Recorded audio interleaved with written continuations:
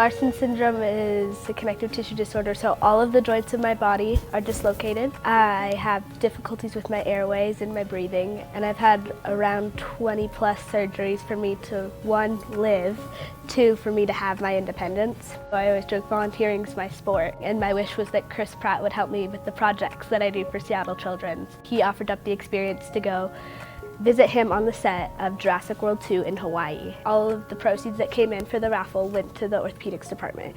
We ended up raising over $828,000. I have such an amazing support system around me. I've got my parents and my little brother and my aunts and my uncles and my cousins and my grandparents, and then I also have my family at the hospital. I've got those nurses and doctors that every time I go, I have to go say hi to them. Without them, I wouldn't be here, because they're the ones that are inspiring me to give back and give what I can to the hospital.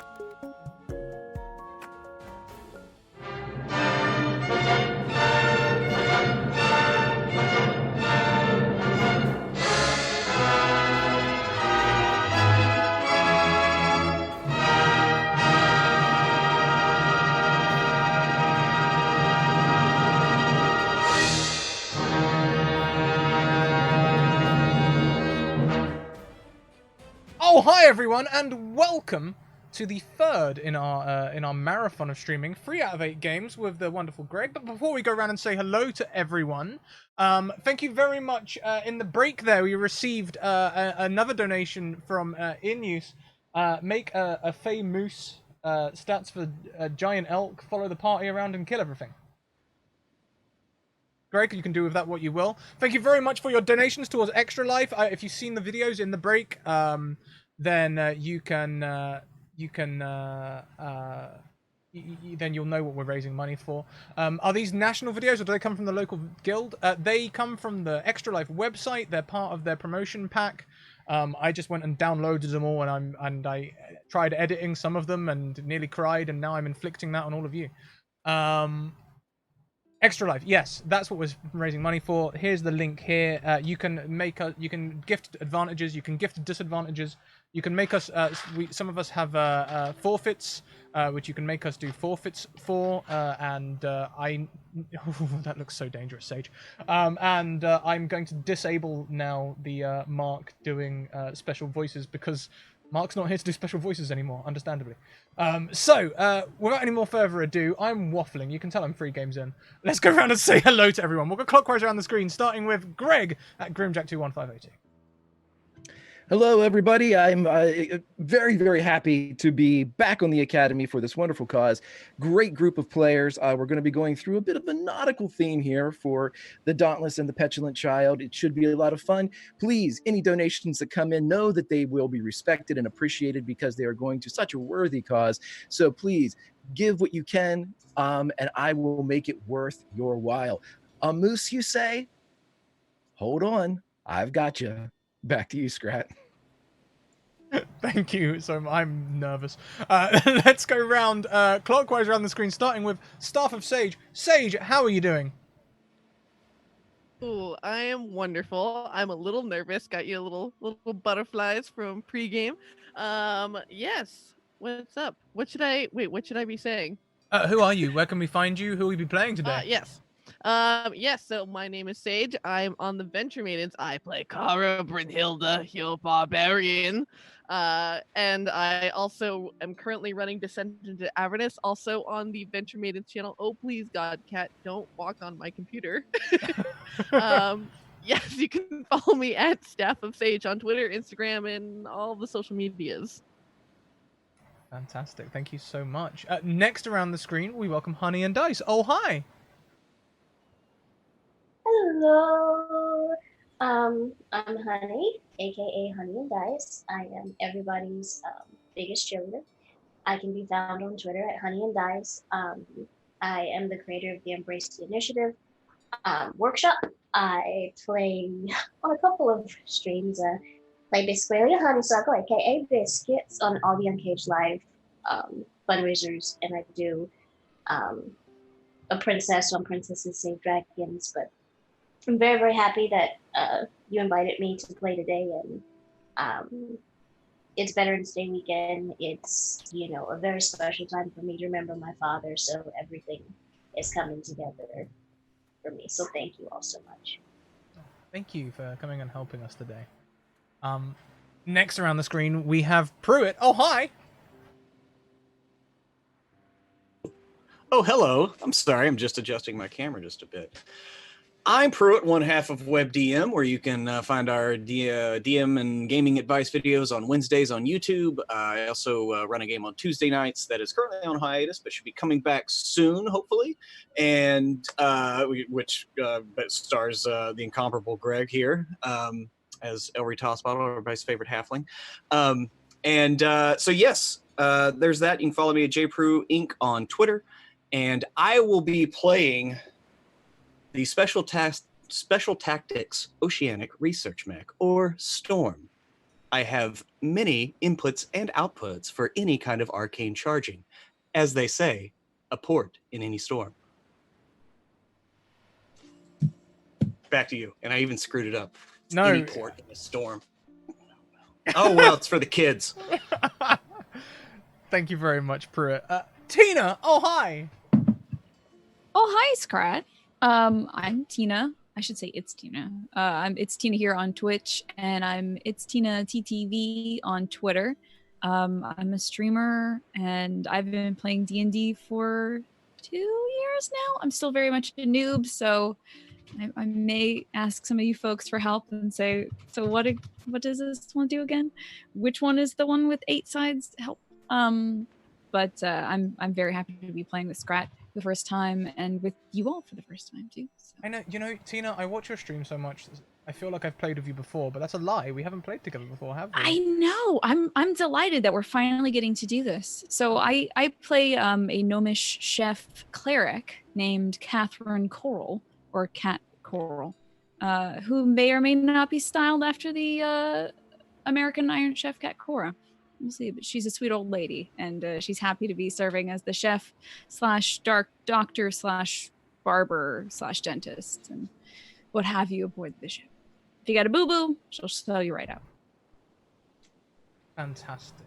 Thank you. I've misspelt your name on the overlay, but I'll correct that as I just corrected my own name, because I'm not playing Fork again. That'd be silly. No, this stream I'm playing John Blount. John Blount, a lovable, I guess, what can you call him? A sea urchin? Young lad. Think Treasure Island. There he is. You got everything you need to know. Been working the ships for a little while now. This isn't his first journey out on the ships. That would be silly, going on such a dangerous mission as I expect it will be. He's done enough trips to earn his way and be trusted with more jobs than just swabbing the deck. Again, since we've all introduced, thank you very much for that subscription, Nurgabert. Please be aware that subscriptions and biddies do not support the charity. Please go direct to the charity link and donate directly there. You can see the overlay. It will appear on stream. I've got all the integrations set up, so we will see it. Go and donate there. Thank you very much. Greg, why don't we hand over to you? Absolutely, my friend, absolutely. And it's time to begin the Dauntless and the Petulant Child. So I like to start my sessions, campaigns, as any good child of the 80s would, and that's with a cinematic shot. So picture yourself from a dragon's eye view, if you will, of the vast sea of swords. And as the white caps crest and fall around, a small 45-foot vessel, the Dauntless, launches and cries from Waterdeep, the last of the privately owned salvage vessels in that great and vast city of splendors. It rushes towards the sea. It rushes towards its destiny. Prompting this adventure is a sundered vessel and the promise of a mighty reward to a crew capable of retrieving its cargo from the ocean floor. Now, an ironclad from the mysterious Isle of Lintan has been claimed by the sea, but to make matters worse, this great vessel has come to rest on the ocean floor beside a massive sea trench known as the Petulant Child. Now, the Child is known for its earthquakes and its tremors, tantrums so great it drags any nearby wreck, bit of nature, eventually into its depths. Now, time is limited. The powerful Salvage Guild of Waterdeep has sent its massive vessels crewed by wholly aquatic races. This guild has resources, power, numbers, money, and it has a head start. But the Dauntless, an ancient vessel powered by a dwarven drive forge, has not given up and races towards the location of the wreck. At stake, the very future of the Dauntless for the reward offered by the Embassy of Lantan is 100,000 gold pieces. Welcome to the Dauntless and the Petulant Child. Welcome aboard. And so as our dragon's eye view cuts down through the bit of cloud that we have, we see this massive midday sky, a sky shot with clouds of a day undecided on its weather. The Dauntless breaks the waves, and as we get closer, we see her captain striding among the crew. Crispin Rubyhorn of Clan Showcracker. Dwarf, he, him. Red hair bleached so pale it appears pink. A massive red beard, equally bleached, is braided and drawn over his shoulders where it meets the hair on his head in a almost blatant attempt at a ponytail. A blue naval jacket with collar popped, but unless that appearance of propriety be conveyed, it should be noted that at the open throat of this wondrous blue naval jacket is an explosion of curly red chest hair that reveals that the coat is all Captain Rubyhorn wears. No shirt, no vest, just the naval jacket and his dwarven sweater. Loose sailor's pants cut ragged just below the knee, revealing his bare legs. His right wears the same red hair as his chest and ends in a bare, broad dwarven foot. But the left wears the birthmark of the forge, a mithril peg that ends not in a foot, but in a splayed, three-taloned perch to promote balance above the boards. And though the chill of the end of a Lent, the fading, or September for us, kisses the waters that fly and dampen the boards, Crispin's bare toes and talons slap the wood, seemingly unaffected by the chill. As he walks, and as his fleshy foot creates a cadence of pop and percussion, the captain of the Dauntless surveys his fine crew, and with the flat tone and cadence so often erroneously applied to those of his kind, Crispin begins to sing in the flat tones of a dungeon master who's really trying. The sky and the wind are uncertain, my friend, when the stone goes to sea. The air sprouts tears and the depths their fears when the stone goes to sea. Long will you wish for schools of blind fish when the stone goes to sea. Oh, a vein of dark coal instead of sharp shoals when the stone goes to sea. But those are the wishes of scared little fishes when the stone goes to sea. Yours is a tale hearty and hale when the stone goes to sea. So bring on the thunder, for rock does not sunder when the stone goes to sea. Pebble or boulder, child or older, if of this crew, salty or new, yours is a mark unknown in the dark. So with arms open wide, we conquer the tide, for that's why the stone goes to sea. Pruitt, your captain walks towards you, and he says, "Who rules the waves?" Why, you do, Captain. He smiles. "The Dauntless does." And Pruitt, if you would describe what your captain is looking at, your character, what does this red-bearded sea dwarf take in? This red-bearded sea dwarf sees a kind of a tall, more lithe warforged. He, like the captain, only wears a jacket and no other clothes really. But he wants to fit in somewhat, and as he greets him, Storm would indicate that there's a drop in barometric pressure, Captain. and motions off to the east. It could be an oncoming storm.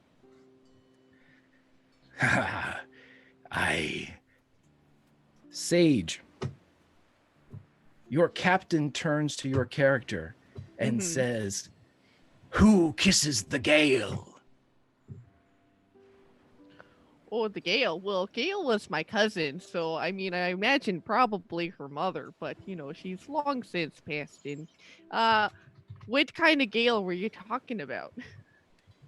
He doesn't answer with words, but he looks a smile with one of his teeth towards the back missing, creating a clever gap that makes his smile appear broader perhaps than what it is.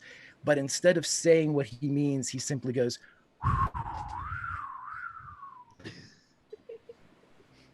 Oh, that kind of Gale. Oh, well, I imagine, you know, the waves they like to give a good wet kiss.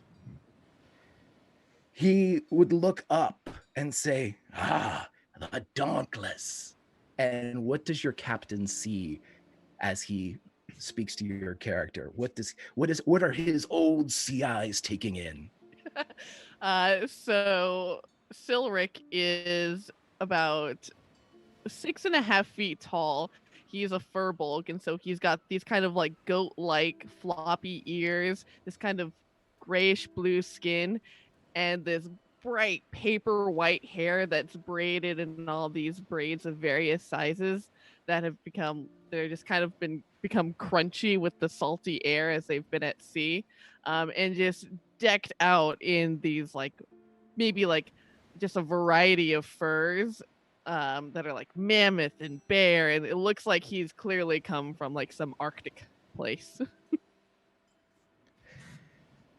Your captain would laugh in turn and approach you, Tina, or your character. And as Captain Crispin comes forward, he says, "Who steals from the depths?" Is it the Dauntless, Captain? It is! And with that exclamation of joy in your correct answer, please tell me your happy captain sees whom when he looks at you. Well, he sees a small gnomish woman who's shooting a glance over at Storm, kind of like, can you believe this? Don't know if she catches their eye.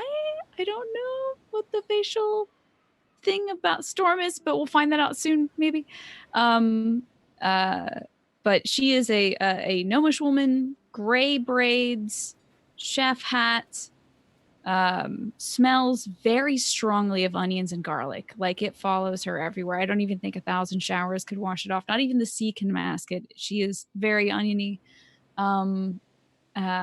And also has her right leg is firmly planted on the ground. She seems to be favoring that side, and her left leg, I guess somewhat like her captain, she has a more rudimentary peg leg, but doesn't seem to be letting that hold her back. She stands firmly and is kind of just playing along with the captain's game, waiting to get back into the kitchen. And with that acquiescence of the captain's game, the captain would offer in almost like a soldier shake, like a forearm clasp. He would offer that out to the gnome as they are basically on the same height level, just, for getting it right. Would your character take his hand? Yes, she would. And you can see her hand has been kind of morphed and changed by cooking, has all those telltale scars and burns of a cook, but she bears it with pride. So she firmly grasps his hand in her calloused hand. I'm sure they could match calluses with the way he probably handles the wheel of the ship. So she would, and then she'd go back to waiting her turn to get back in the kitchen. She's thinking about the stew pots. Right, and you would notice very much to Bash Kim, who's donated $50 for our cause. We are easily over 25% of our goal today. Thank you so much, everyone. That is 2 forfeits. Do we all have forfeits today? I can't. I tried to keep up with the Twitter thread, but I just couldn't. What I'm thinking is I could roll a d6 order that we introed and go that way. I I don't have a forfeit, but I am willing to drink heavily. So I don't. It's Glitch turn to sodas. I'm going to hydrate. I'm going to hydrate. Same So. here. Like I could chug a beer for the kids. I think it might be against TOS to incentivize drinking that way. I think Yeah, it's... just because it has broken bad in the past. So Yeah. So I'm just going to hydrate. That could be. heck yeah. Okay, I'll Potty H2O.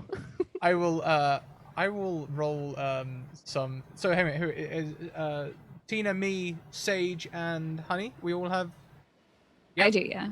Yep, roll a D4. D4. It is okay. Order that we came in. So Sage is 1. I'm 4.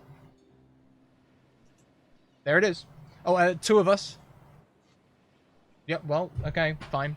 Who is it? What 4, was the that's turnout? It's Scrat twice. Oh boy. Off to a great start. Yeah, so I've got a black one and like an offish yellow one. So I've got like it's either gonna be skunk spray, licorice, and buttered popcorn or rotten egg. I like the combination. You're just really taking it head Yeah, on. Did you do them both at the same time? yeah, I Oh did. yeah. Oh Madman. God, That's that's the that way to might do be it a- though, all at once. Really? I think there's no good turnout for that. Like even if it's too good, it's still gonna taste weird. It's interesting. um, it's really interesting. I've got a combination of buttered popcorn and skunk spray. So it's kind of like a sweet bad taste. Oh boy. We've got a bunch of other donations coming in here as well. John has donated $5 4 times. So I guess that's 4 advantages. No designation, so I'll just put them in the pot. Actually, that was me, and I donated 5 times. The other one should be coming in soon. It was 1 for all the players. Hey, thank you for it. Sweet. Wow, putting John, that totally threw me. I was like, who's John? Well, it's my Amazon account, so yeah. That's how I stay under the radar. Oh, there's the last one. It's just come in. All right, so fantastic. So then, Kat, as Crispin would shake your hand, it's just a clasp between friends, not of a superiority or a salute or anything like that. This is an informal vessel. He does call himself captain, but I think that's more just because he likes the jacket and what goes along with it. But you would notice too that as Crispin shakes your hand before he moves off, he doesn't lean in creepily or anything like that, but he does take a big inhale, for he too loves onions and garlic. And Scrat, Oh, hi. Captain Crispin would walk over to you, and as he stalks over with the slap of his dwarven flesh and the peg of his dwarven mithril, he would say, "Who's favored by the stars?" Favored by the stars, Captain. I reckon that's got to be us, right? So I reckon the answer you're looking for there would be the Dauntless, huh? You're right! And with the exclamation of you being right, again, what does your captain see as he gazes upon the second crewmate to get the correct answer?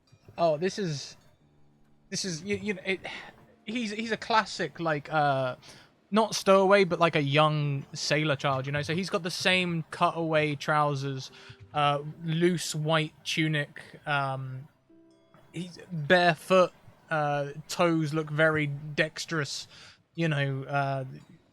He might even be climbing something as we're talking to him, you know, just for the look of the thing. Sort of shock of blonde hair, which goes sort of strawberry at the roots. It looks like it's been bleached by the sun, and no beard or anything like that yet. Too young. Fantastic. And so again, he would offer this soldier's clasp, this forearm grab to the younger humanoid as he presents it to John. Would John take it? Aye, yeah, John, a slap, yeah, aye, yeah. He would shake it as he would turn to his final crew member in sight. And honey, Captain Crispin would stalk over to you again with that slap and peg and slap and peg. And as he walks over, he then turns and takes to your shoulder as he's looking over his and up towards you. but he says, as he looks at everyone and you kind of in his periphery, who carries the best crew of the deep? Well, Captain, let me tell you, I've been on a miniature ship, but the best crew has always been the Dauntless. That's right, as he yells and again offers his hand. And honey, as the hand is offered, who is Captain Crispin offering it to? What do they look like? So, Adrian, aka the Anchor, is a trim and decently built water genasi. About 5'11", they have this prismatic greenish blue tint to their skin, kind of like a pawa shell. Dark gray eyes, long black hair worn in thick dreads that's pulled up into a serviceable ponytail, exposing an undercut. There's these tribal black markings wrapping around their forearms and biceps, ending in an anchor on each bicep, and they're dressed reasonably for someone who works and lives on a ship, but their chainmail armor has the appearance of shiny pearls and coral links, creating this colorful, tasteful tableau. And he just laughs and puts a sliver of wood between his lips as he nods and returns that handshake. Fantastic. And as Captain Crispin looks at everyone and he takes in with just the beaming and the swelling of pride. It's evident in both the bleached, almost pink hair of his head and beard to the shock of darker red of his chest. It colors the cheeks that can be seen above the thick beard. He is a proud captain, and his eyes just speak of admiration, respect, and love for the five of you. And as he looks, he doesn't say anything more, but he nods and he heads deftly with his one dwarven leg and one mithril leg and pulls himself up to the top of the wheelhouse where the kind of external wheel has been affixed to the top. And as he stands up there moving the ship wheel, you can hear him continue to hum to himself. You all are racing towards the site of where this Lantanese wreck had gone down near the Petulant child. You know that the vast guild of Waterdeep, the Salvage Guild, is somewhere ahead. But as of right now, it is just the crew and the humming of its captain as the Dauntless rockets towards destiny. What do you all do? First of all, I would like to thank Ozzy and Slurm. Slurm comes in with another $5 donation. That's an advantage in the pool. Ozzy gives everyone an advantage, including you, Greg. So now everyone has at least 2, except for Greg, who has 1, and there's 1 in the pool. I will write that down. Thank you, Oz. Yep, and so the captain climbs up. The rest of you are kind of left. If you're thinking of a physical or perhaps a cinematic representation of this boat, here it is. If you're familiar with the original Jaws, the Orca, imagine it just a little bit bigger, no sails, as this is a dwarven vessel powered by a drive forge. So it's moving akin to a speedboat, quick, and it's got a dwarf with a shock of red hair piloting it. Nothing at all menacing about that visual, but you all are in the back, right where Chief Brody would be throwing out chum, and you have the ship to yourselves. What do you do?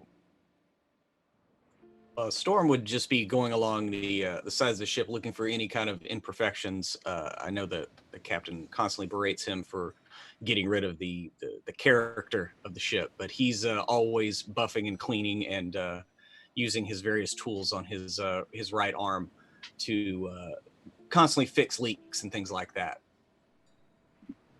So that's where he would be right now. Very good.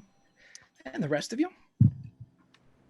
Silric would definitely have a map out and a compass and everything, and would be looking to try and map where they are, how far they're supposed to go, and be navigating.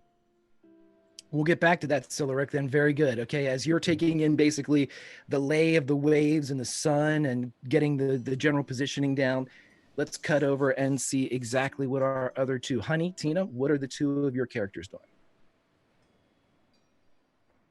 Oh, I can go first. I think Cat Coral is heading back to wherever the kitchen would be. I suppose it would be kind of small since it's a smaller vessel, so probably near the furnace, the dwarven furnace. But she doesn't really mind the heat. She's fine cooking next to it.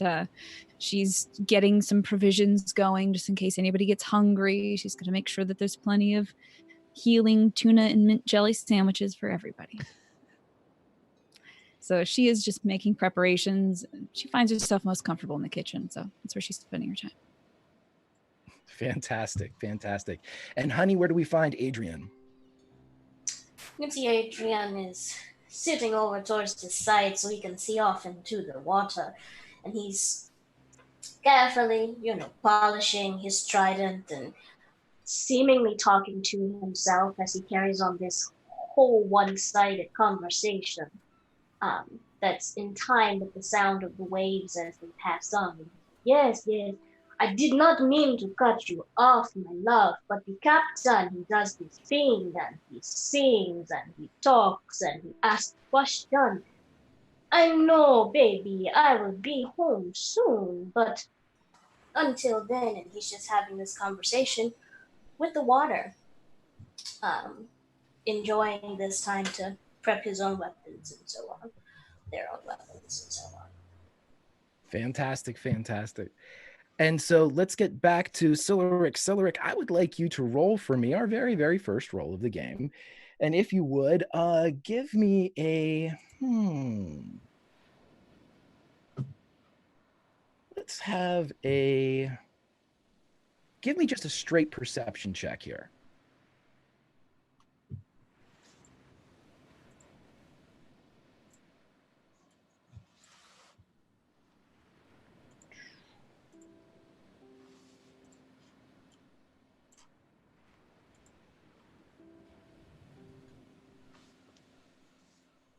Fantastic. So with a 15, what you see as you're kind of getting everything together here is that you take in, and everybody notices this, but perhaps because you're taking into consideration actual navigational points and things of that nature as you're kind of plotting and making sure that the captain isn't in his happiness and enthusiasm going off track.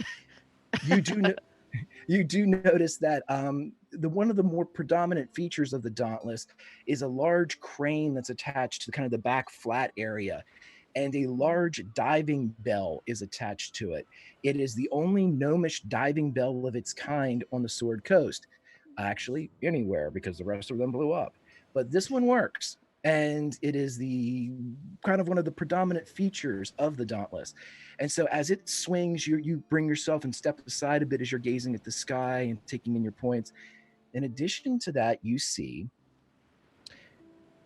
ahead, directly ahead, as the dwarf sails, as the crow flies, there appear to be several large vessels that are resting in a loose line.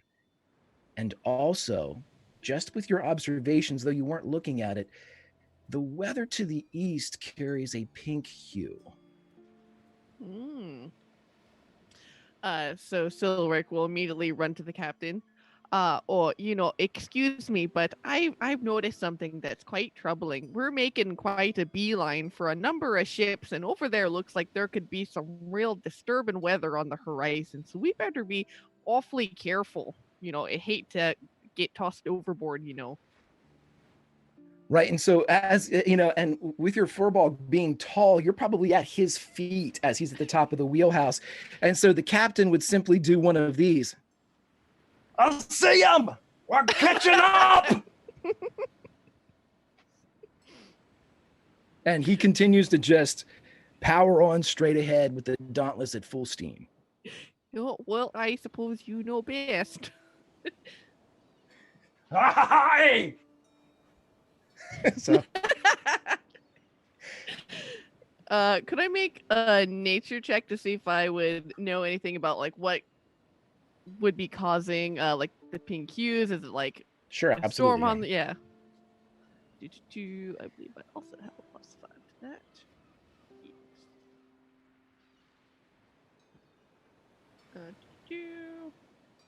Roll.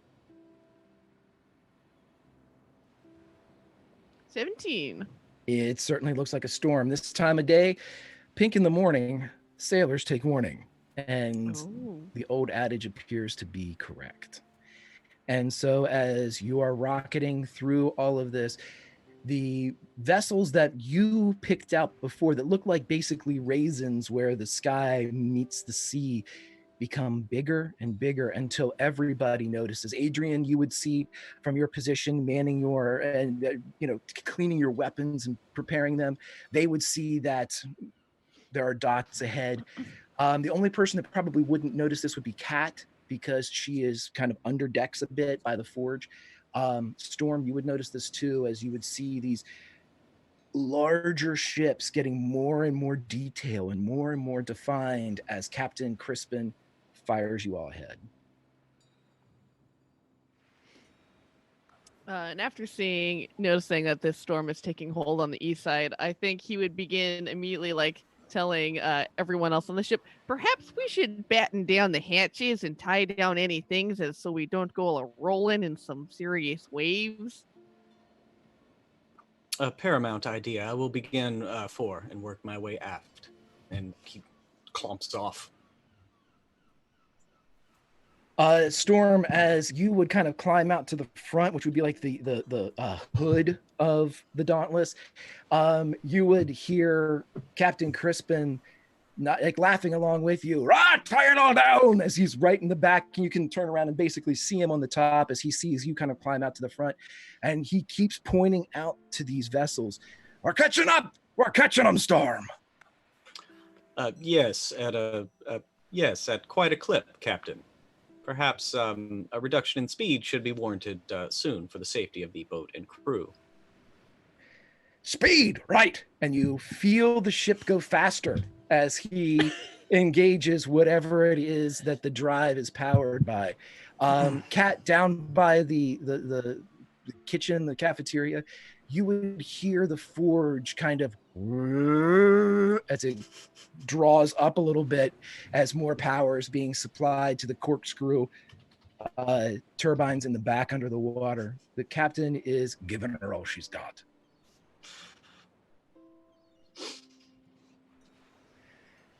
Hey, Captain, do we have an invitation to this party? Everyone was invited. Okay, because I did not RSVP. Did someone say party? And out comes Kat from the depths, hauling a big old stew pot. I have enough food, but I would have liked to have known who we were inviting. If there was any allergies and things of the sort. What onions do? Cut. No, you see right there, you see over there. The captain is just racing us towards all of those, I'm going to stay positive, friendly boats up there. Because it is a good idea. We are the Dauntless. Well, Honey, it is in the name. Honey, have them roll me a perception check as Adrian is indicating where you're rushing towards to see if they notice anything. DC on that was 10. You realize that the Dauntless isn't catching up to these vessels. These vessels are stopped. They are not moving. They are pitched sideways. They are not cutting waves. They're not anchored, but they're in a loose line. But the closer you get, you can see that they're all as lined up as ships can be in the ocean. But there might be several hundred yards between each one, but just as you're getting closer and closer and they're pulling together, you can see that there's a bit of line between them, like a pattern. Storm? Yes. Can you give me some type of, the technically bubbly brew about what is happening here? And Storm looks up and you kind of hear the gears whirring as he's looking. Yes, there is a less than 1 foot variance in the lateral line. That is the X pattern. They're in a straight line. Where is the boy? John! Yes, hello. You're right. Can you just hold on to something? The captain is racing us towards the unknown as always. Right. You got it. And John will take a belaying pin and figure of eight his rope around. And I guess Kat kind of toddles back to the lower deck to secure the pots and pans and sloshing hot liquids to make sure those don't go everywhere or into the furnace. Tilwork would definitely help give you a hand doing that. That would be great, as Kat is very tiny and might need help with the higher up stuff. Oh, definitely. Captain, it is worth reconsidering if whatever is stopping these ships stops us. Cat might spill her soup. Protect the soup. I'll handle the ramen. As he continues to rocket straight ahead. Those of you that are still topside, which would be Storm and which would be Adrian and John, all of you roll me perception checks as these vessels are coming quickly into a more detailed, more refined view. And thank you very much, Lazy Mermaiden, who was playing just earlier today, who donates for a forfeit for the kids and for the Bean Boozled face. So I guess that's me. Thank you very much. That's all. The captain will even stop driving for this. Oh, what flavors are you gonna get? Chocolate or dog food? Historically, I haven't been able to tell the difference between them, but maybe this is a new day. You shouldn't give chocolate to dogs. It's oh, sorry. I don't know what it is about chocolate and dog food, but I really can't tell whether this is chocolate or dog food. This is your secret, like, latent superpower, is to not taste dog food. Well, okay, so small share. You could save a lot of money on Valentine's Day. I really could, right? Right. I used to work in a pet store. I worked in a pet store for a couple of years, and you know, who works in a pet store and doesn't try the dog food? This ain't it. This doesn't taste like dog food. Mm-hmm. What kind of chocolate have you been eating? Clearly not high quality. I don't know what this is. But... So I can't say that milk bones and queso go pretty well together. Nice. And thus the new forfeits began. So as you're all rocketing towards there, Adrian, honey, they would be able to, as they look out and see everything, as the ships become more defined, these are in fact, all of them, the vessels from the Water Davian Salvage Guild. They bear the same colors, the same markings, the same branding as the guild throughout this line that Storm kind of identified as a line and that you initially thought of as a line. And as you're going forward, you can see no fewer than, and the one that's closest to you with its side facing you, you can see no fewer than 8 figures, which seem to be getting sick over the side of the ship. And as they're walking, you can see people that are just laying over, people that are up against masts, people that seem to be in various states of, they're just unfit for duty. They just seem to be lying and strewn everywhere. And by the sounds that are beginning to carry across the vastness of the sea, it certainly doesn't sound like revelry was at play here. It sounds more like an illness is at play. And the speed of the Dauntless continues to accelerate as you hear from the bridge, "Ha-ha, we have them now, kids!" Captain, maybe we should slow and do a cautious approach. I'll keep my eye on them. Can I use Adrian's divine sense as they get closer? Get that working? Absolutely, sure. What in particular are you going to sense for as you get closer? If there's anything unnatural, poisoning, kind of evil dart in that water. His patron is a sea goddess. not patron, his god is a sea goddess, so he's trying to make sure that there's not something wrong or evil in the waters as they approach. Okay, I tell you what, roll a religion check for me, and your score will dictate what Adrian learns. Could I help with that? Sure. How would In you like to any help? way? I guess as the galley door bangs open,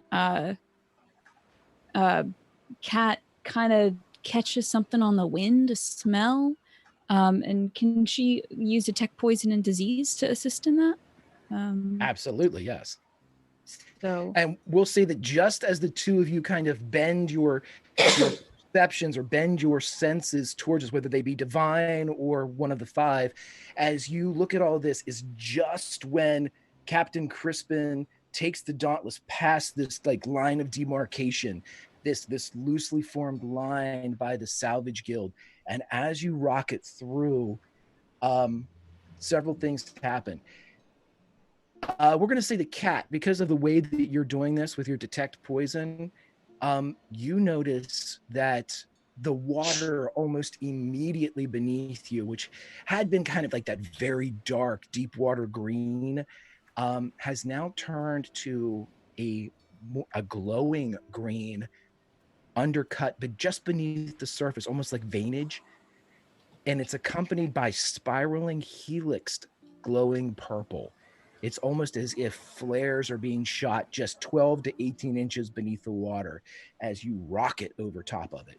And just as the spray turns a bit, as you're still nicely making waves from what would be the normal ocean to this ocean, whenever you detect poison, you can feel something change in the moisture of the air. So would you say that Adrian would feel that moisture difference kind of palpably? Adrian, as you detect things, you feel a general unease because of the nature of their goddess. And as that kind of progression extends, that divine kind of wave or like radar blast goes off, it's not any more detailed than that, but what was okay now seems off. And though you can't place it to the mist or the waves themselves, you can see that weird coloration beneath the waves, but just what the source is or what it is eluding you. You just know that something's wrong. It's Cat that would kind of figure out that this moisture born from these waves carries with it a hint of a poisonous nature. Interesting. I think, and so Adrian is at like the end of the ship. Since you're coughing, I'm not going to make you talk, I promise. And Kat is in the galley and kind of catches this glimpse of things and catches a whiff of it. I think she's going to turn to Silk and say, I think the sea has gone sick.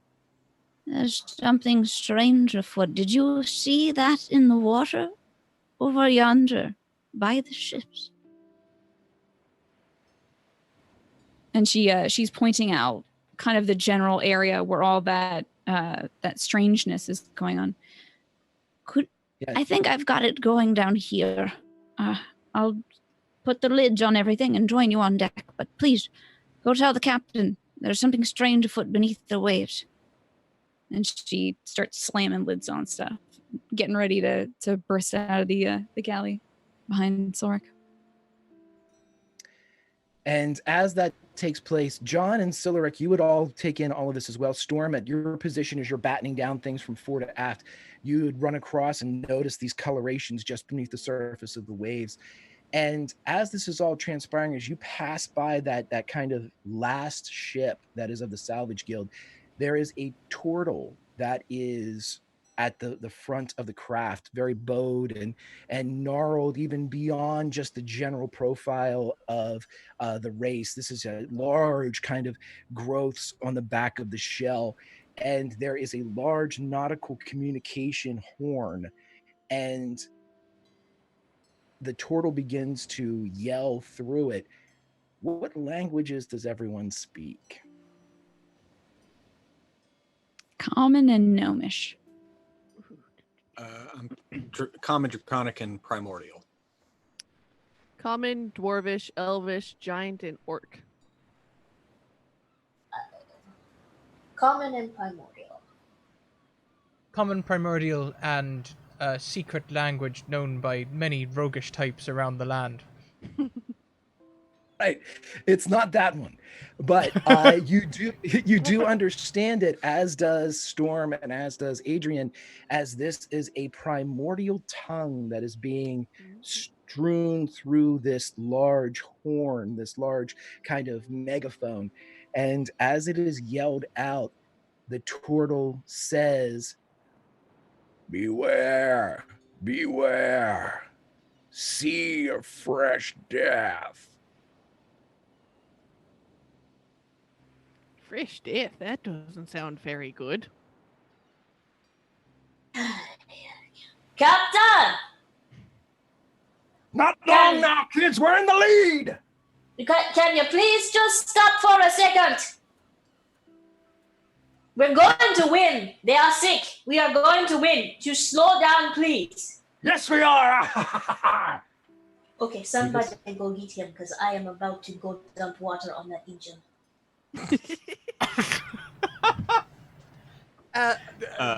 John will run up to the captain and sort of like tug on his jacket. Captain, there's terrible trouble. There's something out there shouting about there being a sea of fresh death, and anchors getting carried away. They're getting real. We should probably at least slow the boat down a little bit. You know what I'm saying? Just a wee bit. Captain. Yes. And he looks and realizes he's completely not paying attention to John as he was just. And then he looks around, and he takes the kind of the brass throttle, and he king, king, king, king, king, king, king, takes it down a bit, and from the deep forge that would go down a little bit as the craft noticeably slows. It's going about 3/4 power right now. And what? It's there. And maybe a half mile ahead, you can see a large kind of vast footprint of bubbles coming up, which indicates usually something that once contained air down below and still releasing its gas. But he seems intent on that, but he's heeded your words, John. A bit. Fantastic. Fantastic. Also, Greg, congratulations. Lauren, of course, has donated to the charity to give you a disadvantage. Me a disadvantage? Yes. Okay, I'll make sure not to use it. No, I'm joking. I will definitely. We'll call it on you at some point. I will leave it up to you all to use. Does an advantage and a disadvantage cancel each other out? No. We will play every donation. So every donation that comes in, if you would wish to give me a disadvantage to help this fine crew, I will take them and even allow the crew to call when they would like me to re-roll. So thank you very much, UTTV. Derek, thank you for coming in. $25 donation. I guess this is on a dice roll. For me, it's been boozled. Sage, you're on the habanero sauce, right? Oh yeah, I'm on the sauce. Honey has some fashion-based forfeits going on of the optical variation, and Tina's the real loser here on the fish, tuna, and mint sandwich. Agreed. Like, I'm the biggest loser. Yeah. No. I mean that's that's not what I said. Each sandwich will be made fresh. By the way, I have the supplies in a lunchbox cooling next to me. So Tina, that's commitment. At least you have that on your side. Yeah, Tina, talking of that, a free is you. Hmm? Yeah. A what? What is this? What did you say? I rolled a free. Yeah, and Derek's coming in and saying definitely on Tina as well. Oh, great. Well, thanks. I'll make myself I will just make one of my grandma's famous mint and tuna fish salad sandwiches. Here we go. Got my tuna here. My bread. I'm not excited about this. I'm not excited at all. She ate one of these sandwiches every day and lived to 42. I'm going to live to 400 10. Just like my grandmother. I'll mute myself, but I will be making the sandwich in front of you. So we can continue with the story. I will be paying attention and making the sandwich. Spectacular. So we all have to awkwardly stare until the donation is met. In complete and utter silence. Staring in horror. Okay, so as the preparations are being conducted by our cook, the Dauntless itself would pull next to this field of bursting air and bubbling. As you pull up, you notice that without need for a roll in this particular area, there seem to be groups of what look to be one-page bills, pamphlets floating all along the surface, not completely covering the surface, but kind of clump the way Flotsam and Jetsam does, even something as light and slight as parchment, but it's gathered together in panels of 4 or 5 sheets here and 10 to 12 here, and they just seem to be floating amongst the bubbles and the glowing purples and greens. Hey, Greg, I'd like to have a closer look. Could I lean over the balcony to have a propaganda? You absolutely can. All you need to do is make me an acrobatics check. Hey, I can do that. Can I assist by offering to hold him?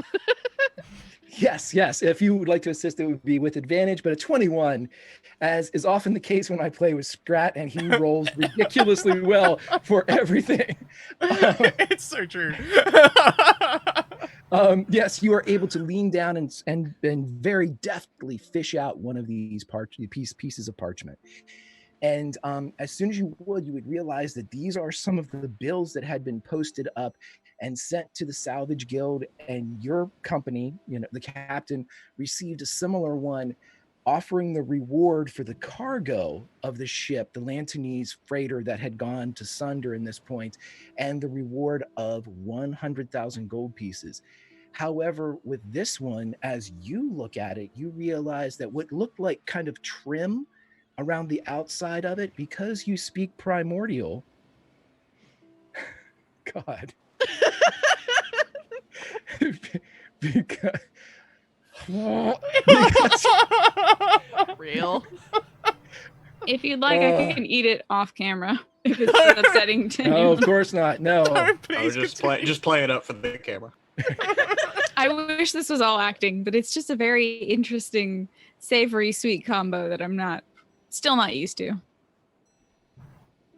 So, as you look, John, you see this what looked to be decorative trim around this pamphlet is actually primordial, and it reads and states over and over again, "Don't breathe the water."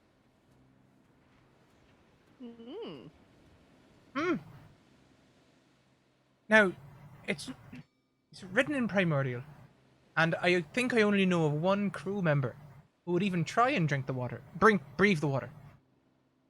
So I'm immediately going to put myself back on deck and make my way over to Anchor. Anchor, these here, this here pamphlet in the water, it says don't breathe the water.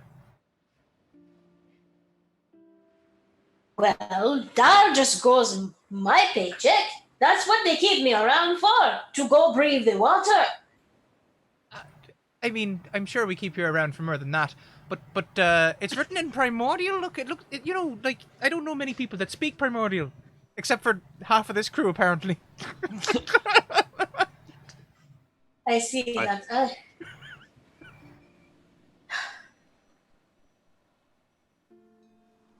Does it have any more detail? Does it have anything else on there outside of just don't breathe the water?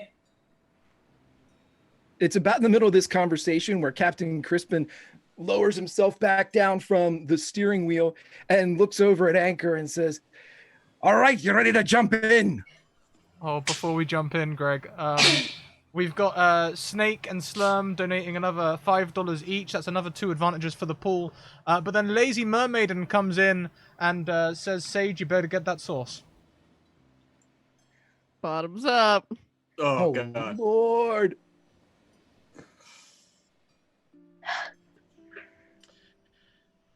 Woo! down. Ah, it's for the kids. Oh my god. Gonna wash that down with some bourbon. Would you like a bite of a sandwich or anything?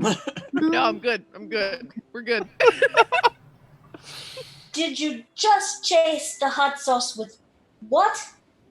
Oh, Well, you know, I like a good bourbon. You know, it washes everything down.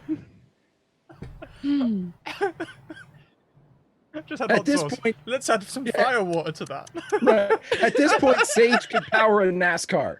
Like if they ran like in Mad Max, Sage would be someone they went to fuel like their town. That might be what our ship is burning on, isn't it? Right. Hot sauce and fire water, Just right? Sage up there spitting into the Yeah. intake. Oh, I miss it. Mediocre. I am awaited. Oh, Jesus. fantastic. All right.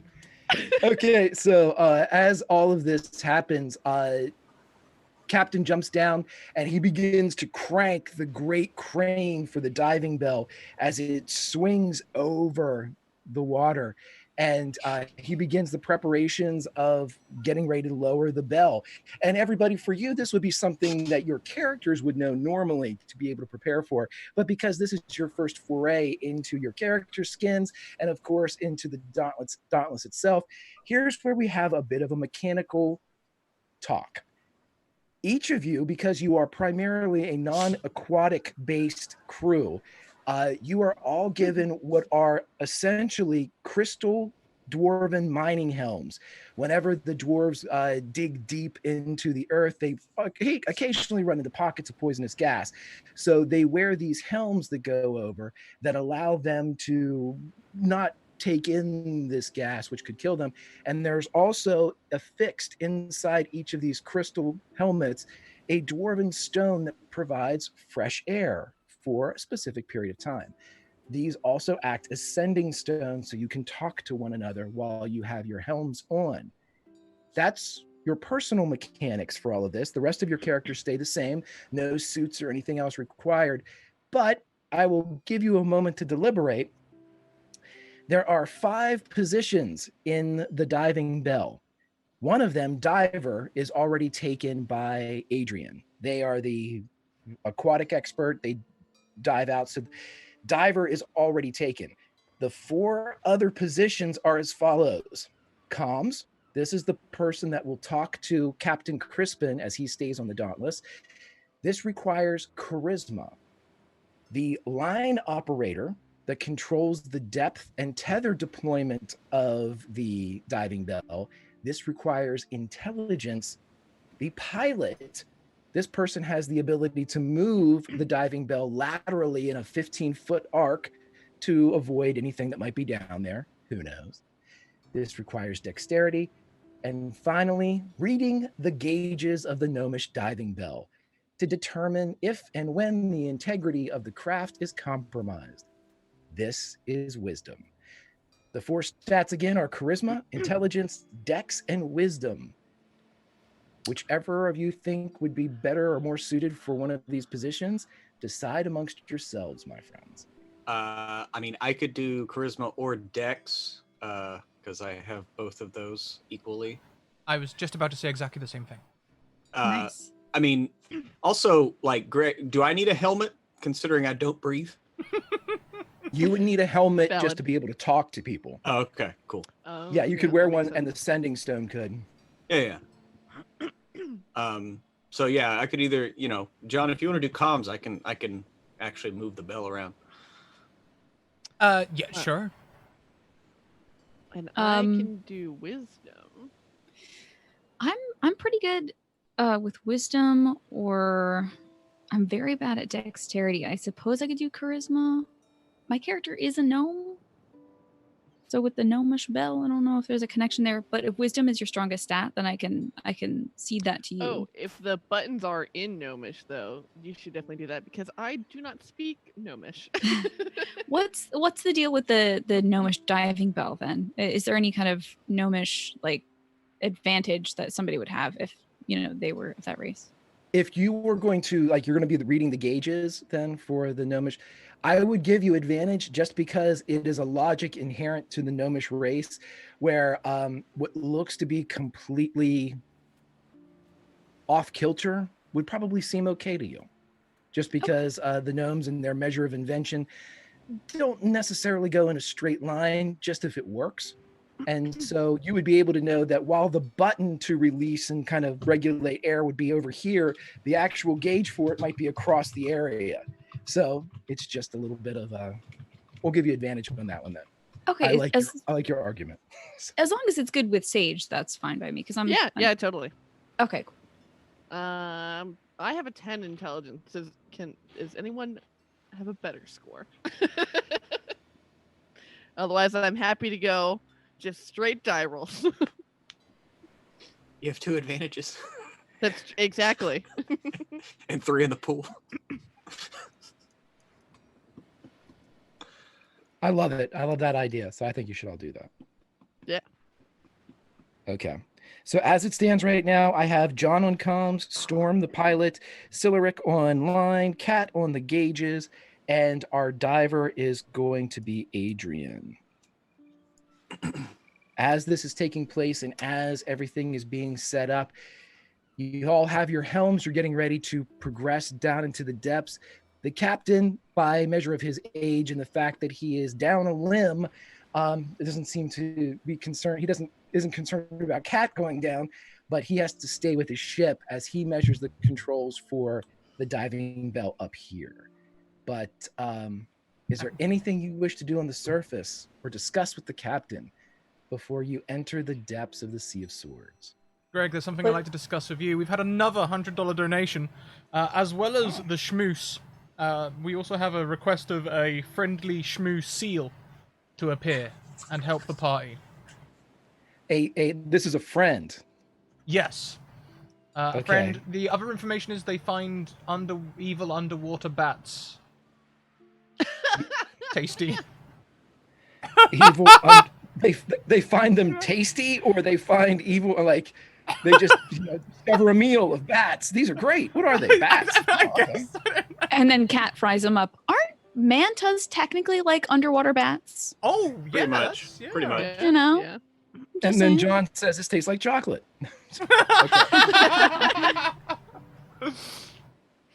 Alrighty. So I have my marching orders for beneath the surface, but what all would you like to do before you go down there? Adrian has a question, because does Adrian have a helmet, or has he never had a helmet? Have they never had a helmet? The same reason that a helmet would be given to Storm would be given to Adrian, just to communicate. Because the sending stone would go to the helmets of everybody else. But to breathe, technically, Adrian does not need one because of their race. But if you, at this point, you may want to, given the warning and the appearance of the water, you have one to use.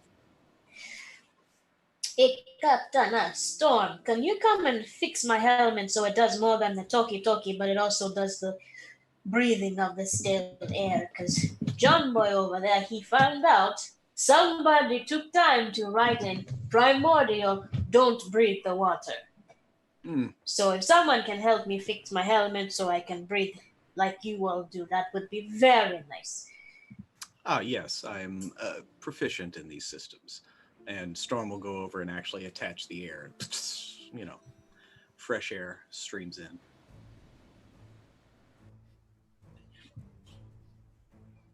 And that's what it would feel like. It would feel just kind of like almost like a cantrip that is just continuously creating air, which is exactly what the stones have. They have a permanency about them that just creates a little bit of air. They can be expended. It's not something that lasts forever, but they can be recharged, much like your cell phone battery. This is a very strange experience for Adrian. Adrian always looks like they just finished, swimming Bo Derek style. So there's air blowing in the helmet, and they're all like, oh, okay, all right, I think we are ready.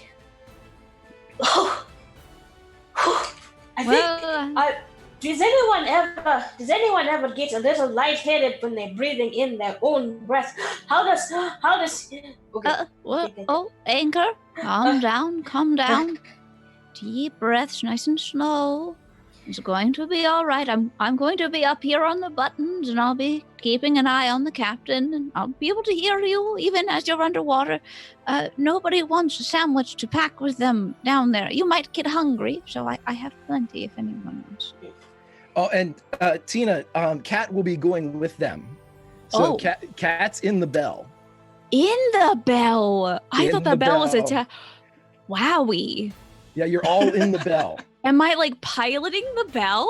You are in charge of actually giving out line to the bell. One of my favorite movies, everybody, for a brief tangent, is The Abyss. I like The Abyss quite a bit. And this is based off of a lot of the elements of The Abyss. And this is the point, you're the operator that makes sure that the vessel at the bottom of the ocean has enough line as it's attached to the vessel at the top of the ocean. The vessel floating moves. So you have to be able to make sure, instead of being drug along the floor, you give enough tether and pull it in, almost like a fisherman, a reverse fisherman. Instead, you're fishing the surface instead of the depths. Wow, cool. Okay, and what is the name of the device in the abyss, so I can like kind of Google it and take a look at it? Is there a name of it in the movie? I mean, in the movie, it was just a tether that connected them for communications. Okay. And so, yeah, for this one, this is just a reel. So you are in charge of making sure the listing and all of that lovely stuff. The pilot can control it, kind of take charge every once in a while to evade things that might be down there, but you're the one that's in charge of, like, imagine that Cat is rappelling down a mountain and everybody is holding on to Cat. Wow. And you're deciding how far to let go as you rappel down the mountain. Okay, I got that now. Okay, I thought she was up there piloting like a little crane, dropping folks in, but she's going down with them. Okay. Yeah, you're on the line instead of manning the line. Gotcha. That's how it is. What you're thinking is how it was in the Abyss. I guess so. Yeah. That poor guy. That poor guy. What I've learned today is I need to watch The Abyss. Mm-hmm. Mm-hmm. He did make it down there. Yeah. The hard way. Yeah, with the crane. Yeah. Well, then I guess with the tethers under her control, she said, All right, everyone, is everyone packed up and ready to go? Everyone helmets on? Affirmative. Already. Is ready, has their stuff strapped on. Little Johnny, ready. Little Johnny, are you all right? You're looking a little peckish. I'm honestly, I'm fine. Are you eating enough? I'll wait for the soup later. Honestly, I never got on with sandwiches. It's the bread. It messes with my complexion. I think I might be allergic to something in the bread, perhaps. Gluten does that to some people. I understand. Oh, and you know what they say? You shouldn't eat 30 minutes before going in the water. You know, wouldn't want to have it upset tummy. Is that what they say, Anchor? They say that, but I think you should have your belly full before you jump in, or else you might snag a fish.